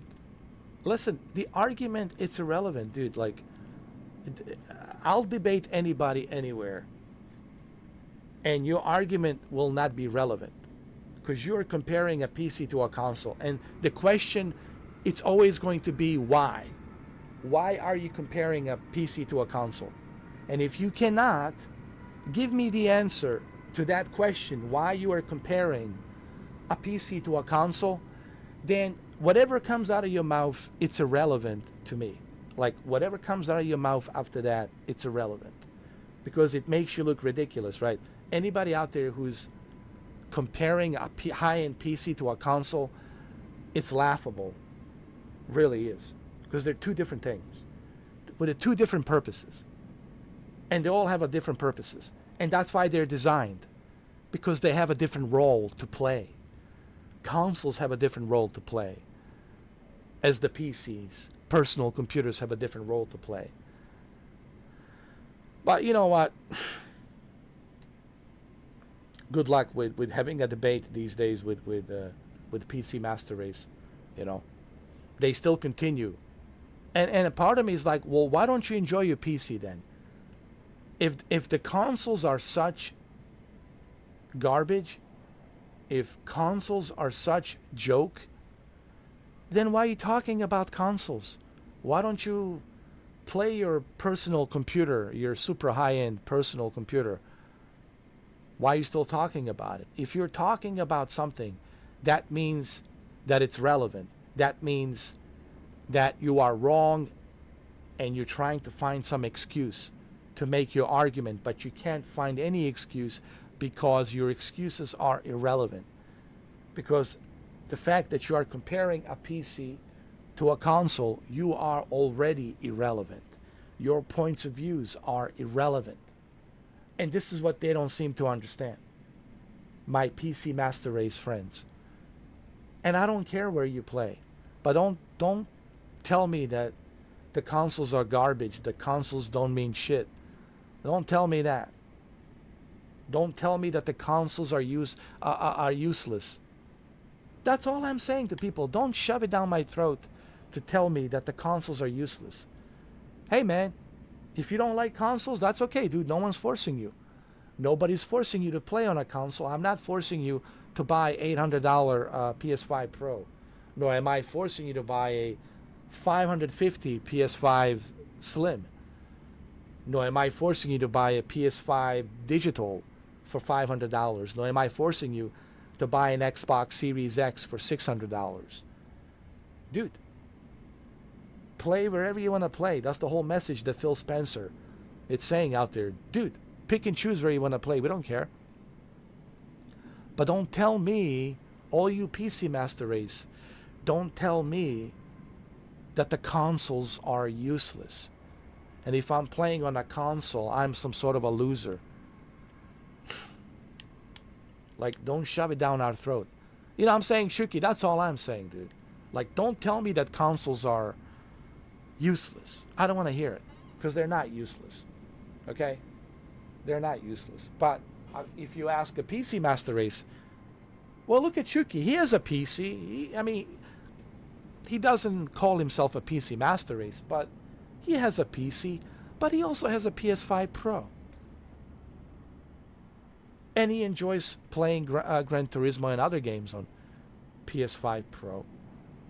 But he's not going to say, ooh, the PS5 Pro is useless. Oh, this is garbage, man. I can't believe I wasted my money on this. This is totally useless, waste of my time. He's not going to say that. But these PC Master Race guys are trying with this stupid agenda that has no argument, that it's so ridiculous and irrelevant. They're trying to tell you that PS5 Pro that you have, it's useless, or that Xbox Series X, it's useless, or that PS5 Slim, it's useless. So, again, play where you want to play, pick and choose where you want to play, but don't tell me and don't tell others that consoles are useless, because it makes you look ridiculous. Ridiculous and irrelevant. Irrelevant. Okay? So, anyway. And I'm not sitting here as some kind of a console fanboy. I'm just simply saying these are the facts. I like to stick to the facts. I don't live in some sort of a fantasy bubble or some fantasy world cocoon, you know. I can call out the facts and just stick to the facts. And that's why my argument will always stick. When you throw it out on the wall, it will stick, because it's facts. Facts will always stick to the wall.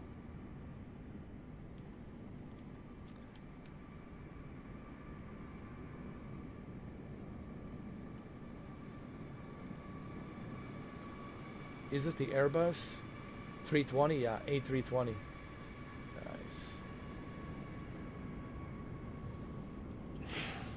All right, it's 5 o'clock in the morning. Listen, Shuki and Jose, thank you so much. I'll be back later with the FC26, or I think around 8 o'clock, past 8 o'clock. We'll see. We'll play some FC26. And if it's not available, then we'll just play some Call of Duty. You know, we'll play some Call of Duty if it's not available. But I think it's today. It might be tomorrow, the 19th. But if it's not available, then we'll just play some Call of Duty. You guys can join me and play some Call of Duty, have some fun, you know. Big thanks to Microsoft, Phil Spencer, Xbox. Thank you for generous 2 months. I really appreciate that. Thank you. Thank you, Phil. Thank you, Xbox, for 2 months. I really appreciate it. And I don't want to talk too much about Boosteroid, because they're a good company. I still want you to support them. I don't want you guys to like cancel your membership because of me. I still want you to support them. They're a good company. You should help them. All right. It's just, you know, unfortunately, I haven't heard nothing from them, and there's no partnership anymore, because I just, you know, if I don't hear from you for about like 17, 18 days, it means there's no partnership. It's like they're not happy, whatever. uh, they're not gonna, if they're not, they don't have to tell me anything. They don't have to give me any details as to why. It would be nice, but they're not obligated to give me any reasons why. That's fine. You know, I try to do the best I can to help them. And I, dedicated 17 days trying to help them, but, I guess they were not satisfied, whatever. But it's a good company. They're affordable.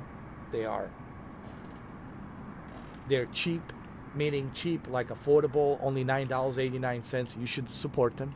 They're a good cloud service. They have a pretty good GPU and CPU, AMD, and they're going to have an upgrade with a 9000 series 9070 GPU and a CPU of 9000 series Ryzen 9. So you're getting a 9000 GPU, 9070 XT, and Ryzen 9 9000 series CPU with additional 42 gigabytes of DDR5 RAM. They're a good company. It's just unfortunate, that it didn't work out because I haven't heard nothing from them. And if you don't hear from a company, that means they're not interested. Same thing with the LG. Listen, LG is a great company. I hold nothing against LG for not communicating with me.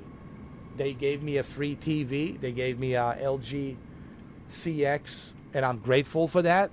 I had a good conversation from LG when I was partnered with LG. I spoke to them with their marketing team, and I appreciate the fact that they gave me the TV. I did the best I could to advertise that TV. I did the best I could to promote LG. But look, company doesn't have to tell you the reason why. Like when they fire you, they don't have to tell you a reason why. They're not obligated to tell you the reason X, Y, and Z. They reserve the right, So it's like just unfortunate, I mean, Shuki, it is unfortunate. But hey, what are you gonna do? Life moves on, That's it. It is what it is. I tried my best. I gave it a try. They didn't like it. It is what it is.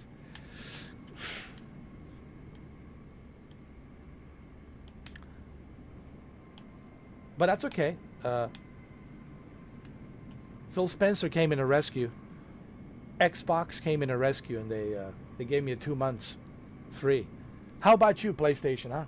Can I get a 2 months free? How about you, PlayStation Plus?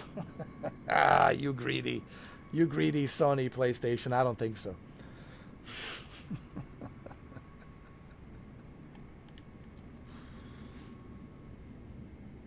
Anyway, I'm still kind of surprised that the Microsoft actually did that. It's really nice, man.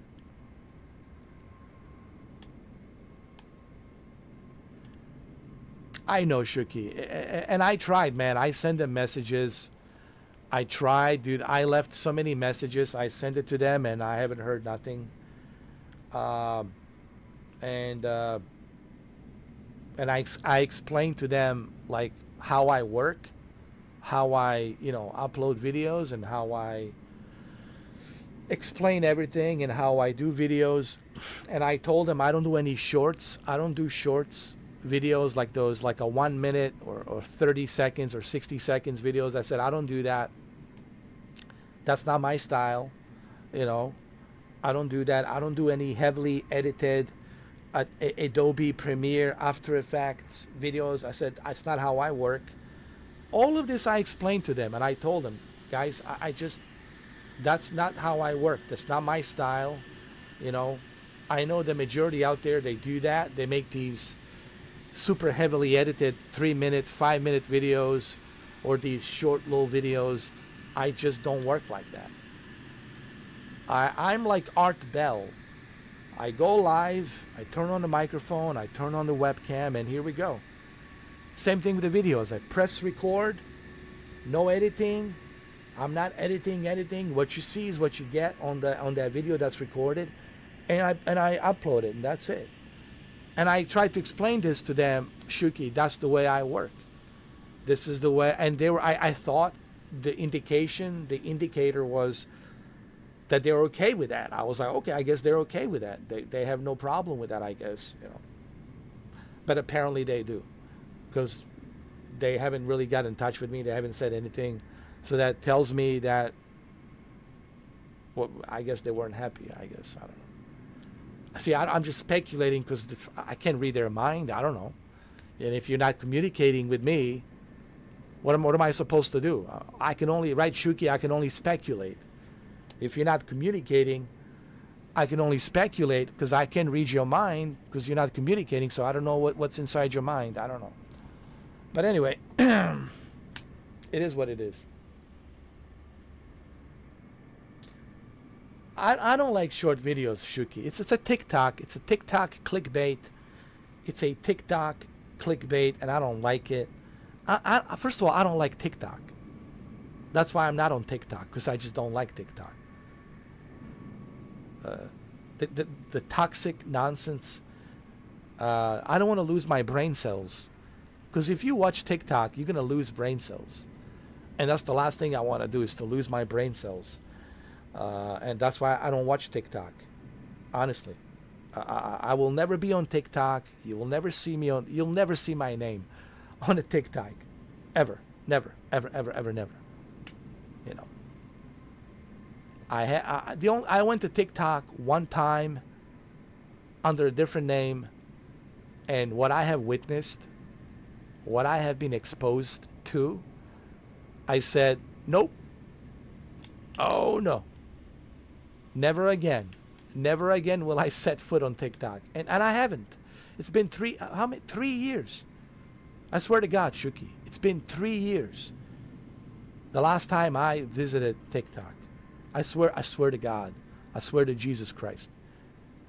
Our Lord Savior Jesus Christ. It's been 3 years since I visited TikTok. And I haven't bothered. I haven't bothered ever since. I'm being honest.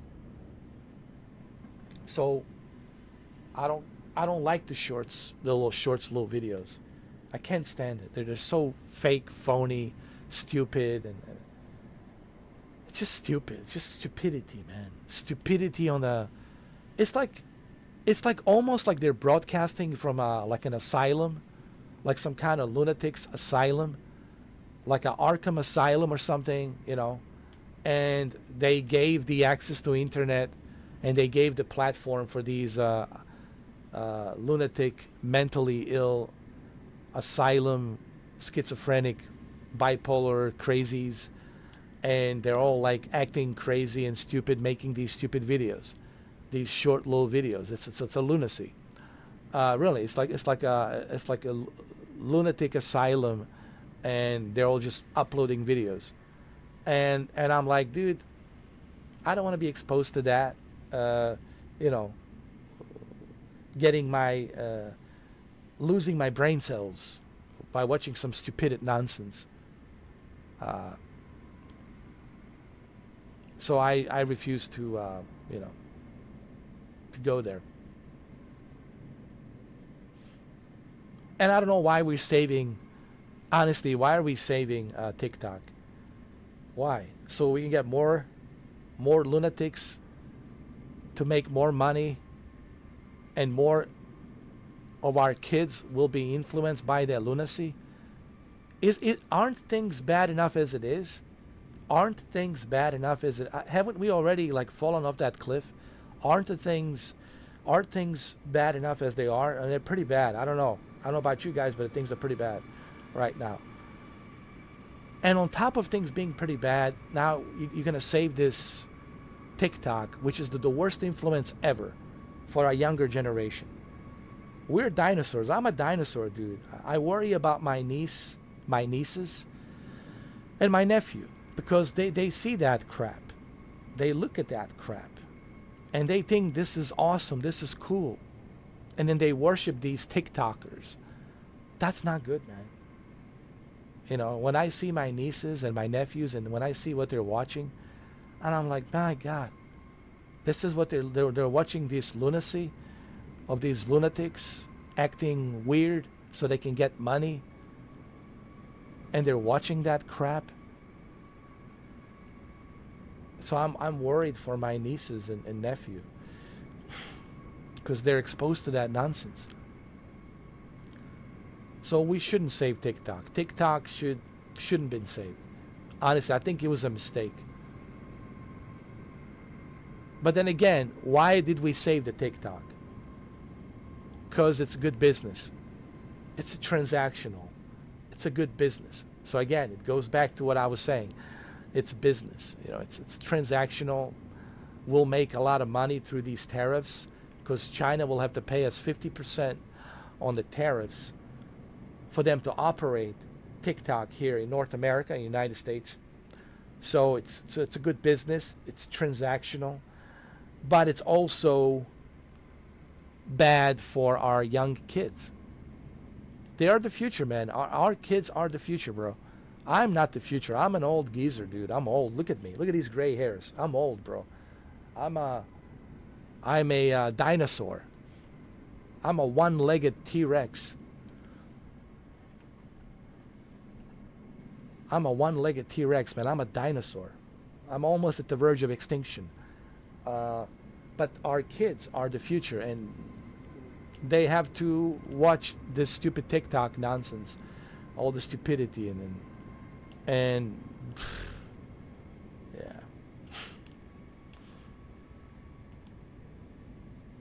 But you know, you as a parent, you guys have a responsibility.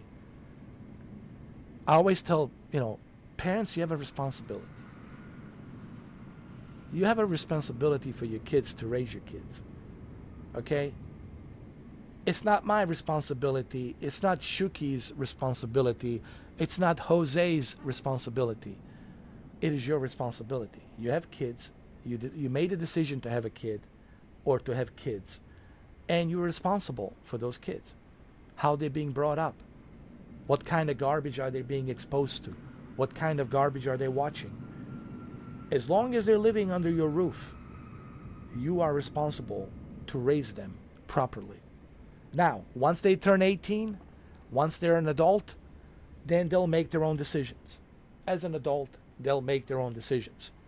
Okay? But as long as they're living under your roof, you have a responsibility as a parent on what kind of garbage are they watching and what kind of garbage are they being exposed to. So you can't just let them loose, play Grand Theft Auto and Call of Duty and Gears of War and go on a TikTok and watch TikTok. That is your responsibility as a parent.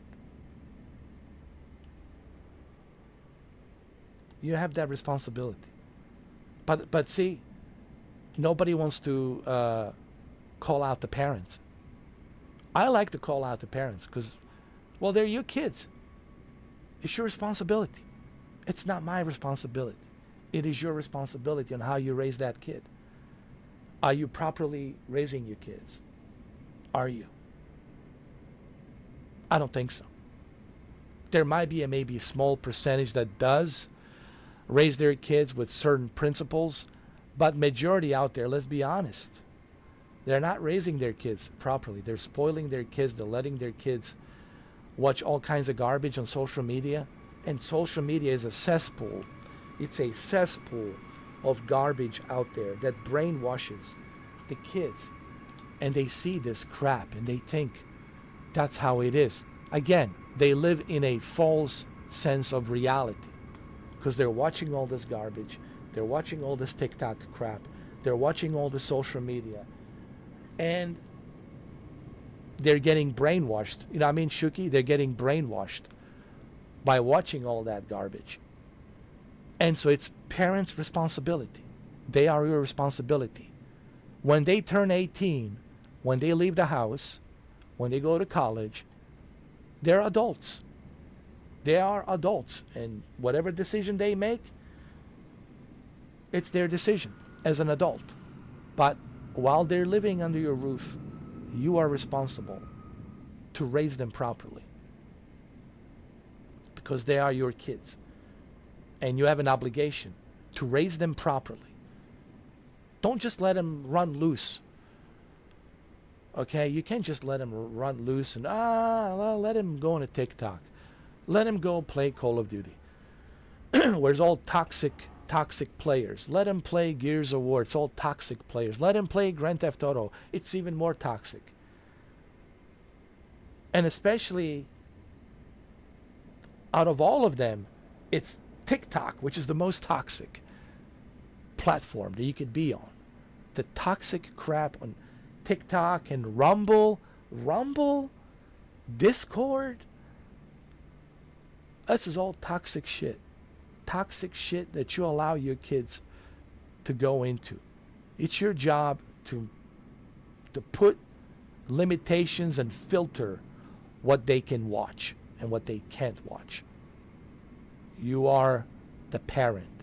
You are in charge. It is your responsibility. As a father, as a mother, you have that responsibility.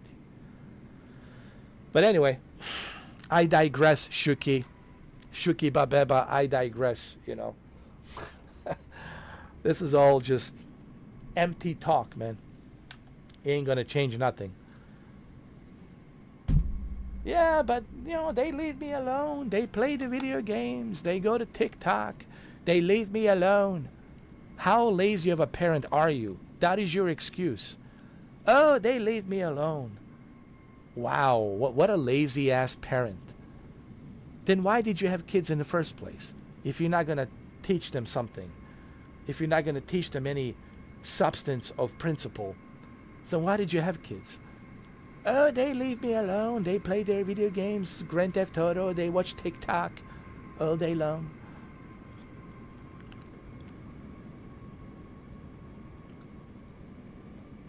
So you have no supervision. You have zero supervision of your kids and what they do and where they go. Wow, what a lazy ass parent. So this is why I put a lot of this blame, I put it to parents. It is your fault. Yes, parents, it is your fault. You are the one to blame because the way your kids turn out to be, it's based on how you raise them. It's based on how you raise them, okay? This is parents' fault.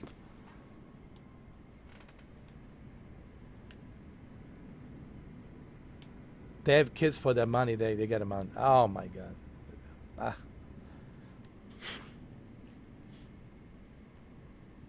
Nobody wants to put fingers and blame to parents. No. I blame parents because they're your kids. You're responsible for them. You know, what's the name of that guy? I forgot his name.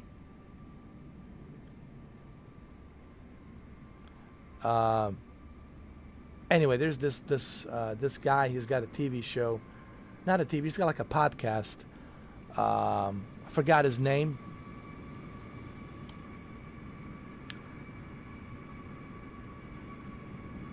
It's a black guy. This black guy, old black guy. He's an elderly old black guy. And I forgot his name. He always talks about like growing up without the parents, growing up without a proper parenthood, a proper, principles with parents. Because majority of the kids nowadays, they grow up without a father. They have no father. They have a mother, and the mother is never there. She's always, doing her own thing. So they go out to get exposed to, all the negative stuff, all the negative influence out on the street, right? All the crap that's out there, and then they're raised by the street. They're raised by the social media. They're raised growing up without a father. So they have no role model. The only role model they have is TikTok, social media, and whatever's out there on the street.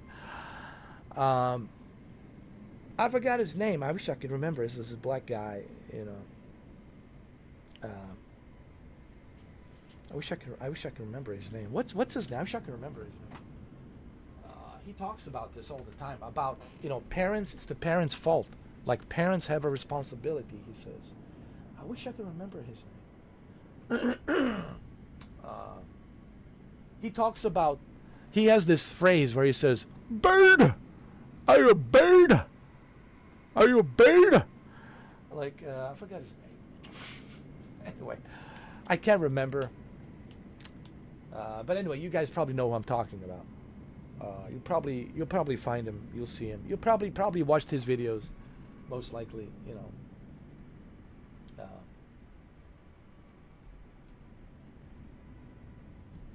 But anyway, he talks about responsibility of parents, and I agree.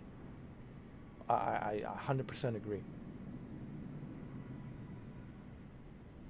You know, some people choose not to have kids because, first of all, they know that they don't have the money to have the kids. It's number one. They're not financially able to do it. And number two, they also know that they don't have that kind of energy to raise the kid. It takes a lot of effort to raise the kid, to raise kids. So they choose not to have kids, which is a smart decision to make financially. And also you have to be honest with yourself. Can you raise kids? Do you have those abilities? Do you have that energy to raise kids? It's a lot of work to raise kids. So, but the problem nowadays is everyone's having kids, everybody. And nobody's raising the kids. They all want to have kids. They all want to impregnate their women, impregnate them, and they pump out the unit every single year, every 9 months. And they're pumping out the units, pumping out these kids. And then nobody's raising them. They just let them run loose. They'll figure out the way, you know. They'll figure out. No, they can't figure out shit because they don't know what the fuck is what. You need to teach them. You need to raise them properly so when they become an adult, they understand basic principles of right and wrong. And if they don't know the basic principle of right and wrong, then you as a parent, you have failed. And it's your responsibility as a parent to raise kids properly. And apparently, that's not the case anymore. I mean, it is what it is, man. Yeah. But anyway, it is what it is. This is the new world we live in. It is what it is. You know, don't look at me. I didn't create this world. All right? Don't look at me, guys. Don't look at me. Don't give me that look. All right? Don't blame me. I didn't create this world. I just happened to be in it. I just happened to be born in it, but I didn't create it, all right? So don't look at me. I'm just laying out the facts. I'm just laying out the facts and telling you the facts. And here are the facts of what's going on. And that's it. All right. Anyway. It's time for me to go. It's 5:27 a.m. I'll be back later with the FC26. Hopefully the FC26, it's available.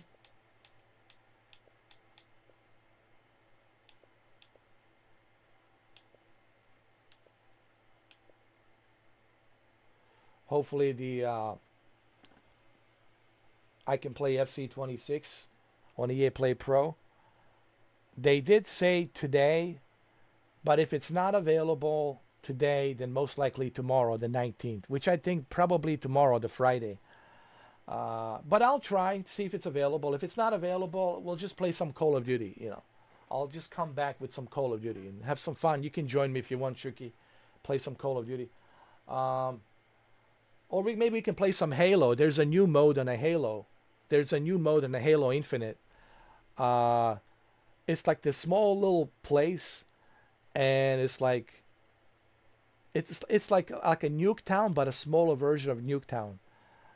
And we have to capture each other flag. Capture the flag, but it's like on that side we have to capture your flag, and on this other side you have to capture our flag. It's like a small little area. Very close quarters, small little area. We have to defend, and it's like a mosh pit. It's very claustrophobic, but it's so much fun. Maybe we can play a little bit of Halo, you know, and then a little bit of Call of Duty. So that's if FC26 is not available, which is the football club, which used to be FIFA till they lost the license. So it's FC26. So we'll see. If FC26 is available, then we'll play FC26. If it's not available, Then we'll play either Call of Duty or Halo Infinite. Okay? All right? Thank you for watching. And I'll see you guys later. Thank you, Shuki. Always a pleasure. Thank you, Jose, for that $9.99. I really appreciate that. Thank you for that donation. Thank you. And everybody else, if you like what I do, if you like my YouTube channel, if you appreciate what I do, well, the best way to show that appreciation, it's by becoming a member and joining in the conversation here with me, joining in the fun, becoming a member, and then joining the Mr. 4K Circle on Steam. Shuki, the anniversary is coming pretty soon on October 14th for Shuki. Shuki's been here for 1 year now. Almost a 1 year. 1 year anniversary. And he hasn't looked back. Nor is he planning on looking back, as far as I know.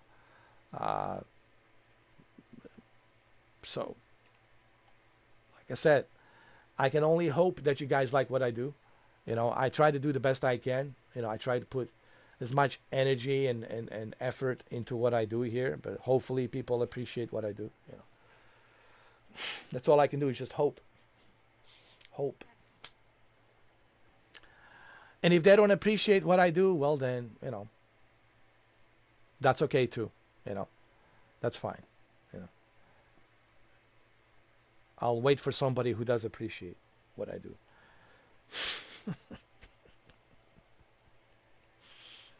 All right, Shuki, love you guys. Take care, and I'll see you guys later. Take care. Cheers. Happy Thursday. It's Thursday today. It's Thursday. Okay? Tomorrow's Friday. Already September 18th, man. We're almost done with this month. Jesus Christ. Almost done with this month. October's approaching slowly but surely. Guess what that means? That means the holiday season is approaching slowly but surely. You know, the summer, it's over. It's forget the summer. It's over. It's over. We're moving into the holiday season. Okay? Summer, it's over. The holiday season's coming. Okay? We're into the fall. Okay? Fall is here. You can feel the fall. You can smell it. The colors of the leaves are changing. They're falling down. Right? You can feel it. The fall, fresh air, it's in the air. And the holiday season, it's right. That's what the fall means. When you enter the fall season, you know, spring, summer, fall, winter. When you jump into the fall, you know that the season of holidays is just upon us. You can smell it, you know, the jingle bells and all that stuff, the pumpkins carved out with Halloween, trick or treat. Holiday season's upon us. And winter is upon us. And I know how much Shuki loves the winter. He's not so thrilled about that. And yeah. Then we're moving into 2026. Already, dude. 2026. And then we had 1 more year left. Apparently, we have 1 more year left till that object comes in to visit us. Apparently, aliens will come here to visit us in 2027. And I can't wait to see them. Actually, I'm looking forward to them. Believe it or not, I hope it's true. But I know that it's not true. I know it's a bunch of bullshit. And I don't know why people got to make up this bullshit. But anyway. But I would love to. I would love to see aliens come down here. Please. I mean, I hope it's true. I hope that I'll be very happy. This guy right here will be very happy to see a giant mothership hovering above. I would be very happy. You'll make this guy very happy. Very happy. Very happy. It'll be like the happiest ever. It'll be the best year ever for me. But We all know that's bullshit. We all know that there won't be any mothership aliens coming on 2027. Just like nothing happened in 2012. It's all a bunch of bullshit. And I don't know why people need to drive this narrative of bullshit, man. It's so fucking ridiculous, you know. But anyway, whatever. But apparently, that, yeah, aliens, the mothership aliens is coming. 2027. Aliens are coming in 2027. Yeah, they told me the same thing about 2012. December 21st, 2012. The world's coming to an end. The Nibiru's coming. Can't you see it? Can't you see this planet X? It's coming. Oh, 2012, this Nibiru planet. It's coming. It's coming. Oh, I was like, okay, let it come. I can't wait. Where is it? What happened 2012, December 21st? Nothing. I was celebrating Christmas in 2012. I was celebrating holidays, and that's it. Nothing happened. And what will happen in 2027? Nothing. Nothing. You're not going to see a giant mothership hovering. It's not going to be like that Independence Day, you know. And today we celebrate our Independence Day. It's not going to be like Bill Pullman coming out, making a speech. Today we celebrate our Independence Day. There's not going to be Jeff Goldblum trying to tell you that we need to run away right now. They're here to invade us. Okay. It's not going to be ID4, Independence Day. All right. But look, I would love, listen, before I go, I would love to see aliens in 2027. A big giant mothership. They're saying that this mothership, it's a size of a Manhattan island. That's the size of a Manhattan island. That's a pretty big mothership. But let's be honest. That's not going to happen in 2027. But I don't know why people have to make up bullshit and drive this narrative. You know. Hey, look, I hope that is true. Before I go, Shuki, I just want people to understand. I would be very happy to see a giant mothership. I would shake their hands and give them a kiss too as well. And I would say, hey guys, can you take me please? Is it too much to ask? Please, can you please take me? Please, please. And hopefully they'll reconsider and they'll take me. Hopefully, I don't know. I'm hoping that they would take me. I'm hoping. I don't know what the requirements are. Do I have to get probed first? Do they have to take something out of my body? I don't know what the deal is. You know, whatever conditions are, I don't care. I'll sign up for it. If they want to take me, they can take me. But I would be very happy to see a giant, you know, mothership, size of a Manhattan island. But we all know it's a bunch of bullshit. Okay. We all know that's bullshit. There's not going to be a mothership, giant mothership coming in on 2027. Okay. I listen, you can come back to this video 2 years from now in 2027, and people are going to watch this video and they're going to say, damn, this dude, he wasn't lying. He wasn't lying. He said the truth. He said there won't be any mothership, and there isn't any mothership. Nothing happened in 2027. Wow, this guy, he called it. He called it out. Yeah. Yeah. But I hope I'm wrong. Listen, I would love to be proven wrong. See, this is not about me being right. This is about just the fact that it's a bunch of bullshit. On what evidence do they have that it's a mothership? On what evidence do they have that it's coming down here? I haven't seen any slim of evidence. Nothing. Oh, and there's some object that's there's so many objects, dude. Universe, it's a huge place.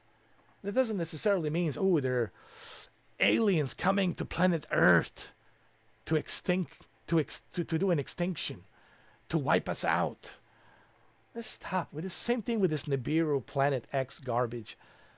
You know, I mean, what happened to Nibiru? No one talks about Nibiru anymore. I'm disappointed. Where's Planet X? What happened to Nibiru? Just disappeared, huh? No one talks about it since 2012. No one even mentioned it anymore. Nobody. No. Do you want to know why? No one talks about Nibiru and Planet X, this dwarf planet, because it's irrelevant. That was 2012. Nothing happened. It's irrelevant. Just like this whole thing in 2027 will be irrelevant. But they'll talk about it. Ooh, guys, we have a breaking news. There's this object. It's a intelligence created by intelligence. It's coming down here. It's gonna wipe us out. All these money whores trying to make money and profit. You know what drives me crazy about these guys? They don't even give a shit about whether or not there's aliens out there. They don't even care whether or not there are aliens there. They only care about publicity and how much they can make. Buy my videos, buy my books, buy my audiobooks. Go to my seminars and pay $100 to watch my seminars. They're all about this. They're about profit, and they're profiting from this. I don't know how people, Shuki, cannot see like that these guys are snake oils and they're profiting from this. They're making money from this by bullshitting the majority of people out there to make them think and believe that there's, oh yeah, there are aliens there. We have the aliens. We have the bodies. We're there in Area 51. They're down there. Ooh, Based on what evidence? None. Zero. Zilts. Nada. Nishta. Niet. Nine. Nothing. But oh, you believe me? Oh, these whistleblowers. These whistleblowers. Yeah. You mean money whores, money makers? Oh, buy my book. I'm the whistleblower. Remember me? Hello, remember me? I'm the whistleblower. Buy my book. Make me money. Buy my book. Don't forget to buy my book and my merchandise. Yeah, they're money whores, man. It's just I don't know how. I don't know how, are people really this stupid, man? It's sad. If people are really this stupid and they can realize that these guys are just doing it to make money, well, it doesn't surprise me because they're all on TikTok. Shiki, why should I be surprised? Why should I be surprised? Everybody's on TikTok. There you go. There you go.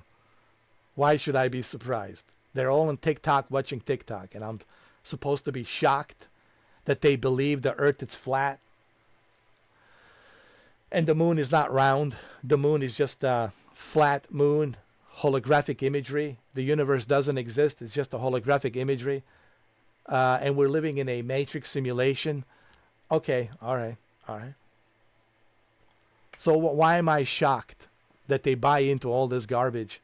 Because that's what they do. If they're going to buy into the flat earth and the fact that the earth is not round, it's flat, and if they buy into the fact that the universe, it's holographic imagery, it's not real, the moon, it's flat, it's not round, it's a holographic imagery, if they're going to buy into that crap, well then, I'm sure they'll buy into the crap that the aliens are coming in 2027. A giant mothership of all motherships is coming. Size of Manhattan Island. It's huge. They're coming. Oh, they're coming. Okay. All right, fine. Well, doesn't shock me. I don't know why am I so surprised, Shuki. They're watching TikTok as we speak right now. Guess what they're watching? Can you guess what they're watching? They're not going to watch a guy like me who's got some brain cells working. They're going to watch TikTok where no one has any brain cells. That's what they're going to be watching. Yeah. If you want to be successful on social media, you can't have any brain cells. If you have any brain cells that are working, then you will not be successful in social media. You will not be successful in a TikTok. The qualifications of a social media and a TikTok is you can't have any brain cells that are actually working. So you have to be some sort of a mental, institutionalized, asylum Bellevue hospital type, patient. A nut house, like you have to be like in a nut house with a straight jacket, and that's what the TikTok is. TikTok, it's a nut house. People are broadcasting from the nut house, and from the nut house, that's what everybody else is watching. All these nutters, all these nutcases, But here's the thing: they're not nutcases. They're just pretending to be a nutcase. Okay, they're money whores. I don't call them nutcase. I don't call them retarded. I'm calling them money whores because they know what they're doing. They act a fool for a reason because they profit money. They know that majority of people out there, especially the younger people, will tune in onto TikTok and they're going to watch the clown show. They're going to watch the lunacy. And they know how to make that money through TikTok. They're money whores. That's what they are. See, I call them by their proper name, a money whore. They're not retarded. They know what they're doing. They're making money. But people who are watching this crap, I hate to say it. I hate to say it, but I have to say it. It's pretty retarded. Even I was retarded when I was watching it. Yeah, even me included. I'm sure Shuki, when he watched it, he felt retarded. I felt retarded when I was watching TikTok. I was like, man, this is really making my brain retarded. And then I quit watching it, and I was able to grow some brain cells, and I didn't feel retarded. I felt I could think. My brain cells are working now. But anyway, that's TikTok for you. All right, I got to go. It's almost 6 o'clock. It's 5:46 a.m. Like I said, I'll be back with either FC26 if it's available. If FC26 is not available, then we'll play some Halo Infinite and some Call of Duty, all right? Halo Infinite, Call of Duty. Call of Duty. Black Ops 6, Nuketown, and some Halo Infinite. Halo and Call of Duty. All right, so we'll see. All right. Thanks, Shuki. I'll see you later. Thank you, Jose. Thank you, guys. God bless you, and I'll see you soon.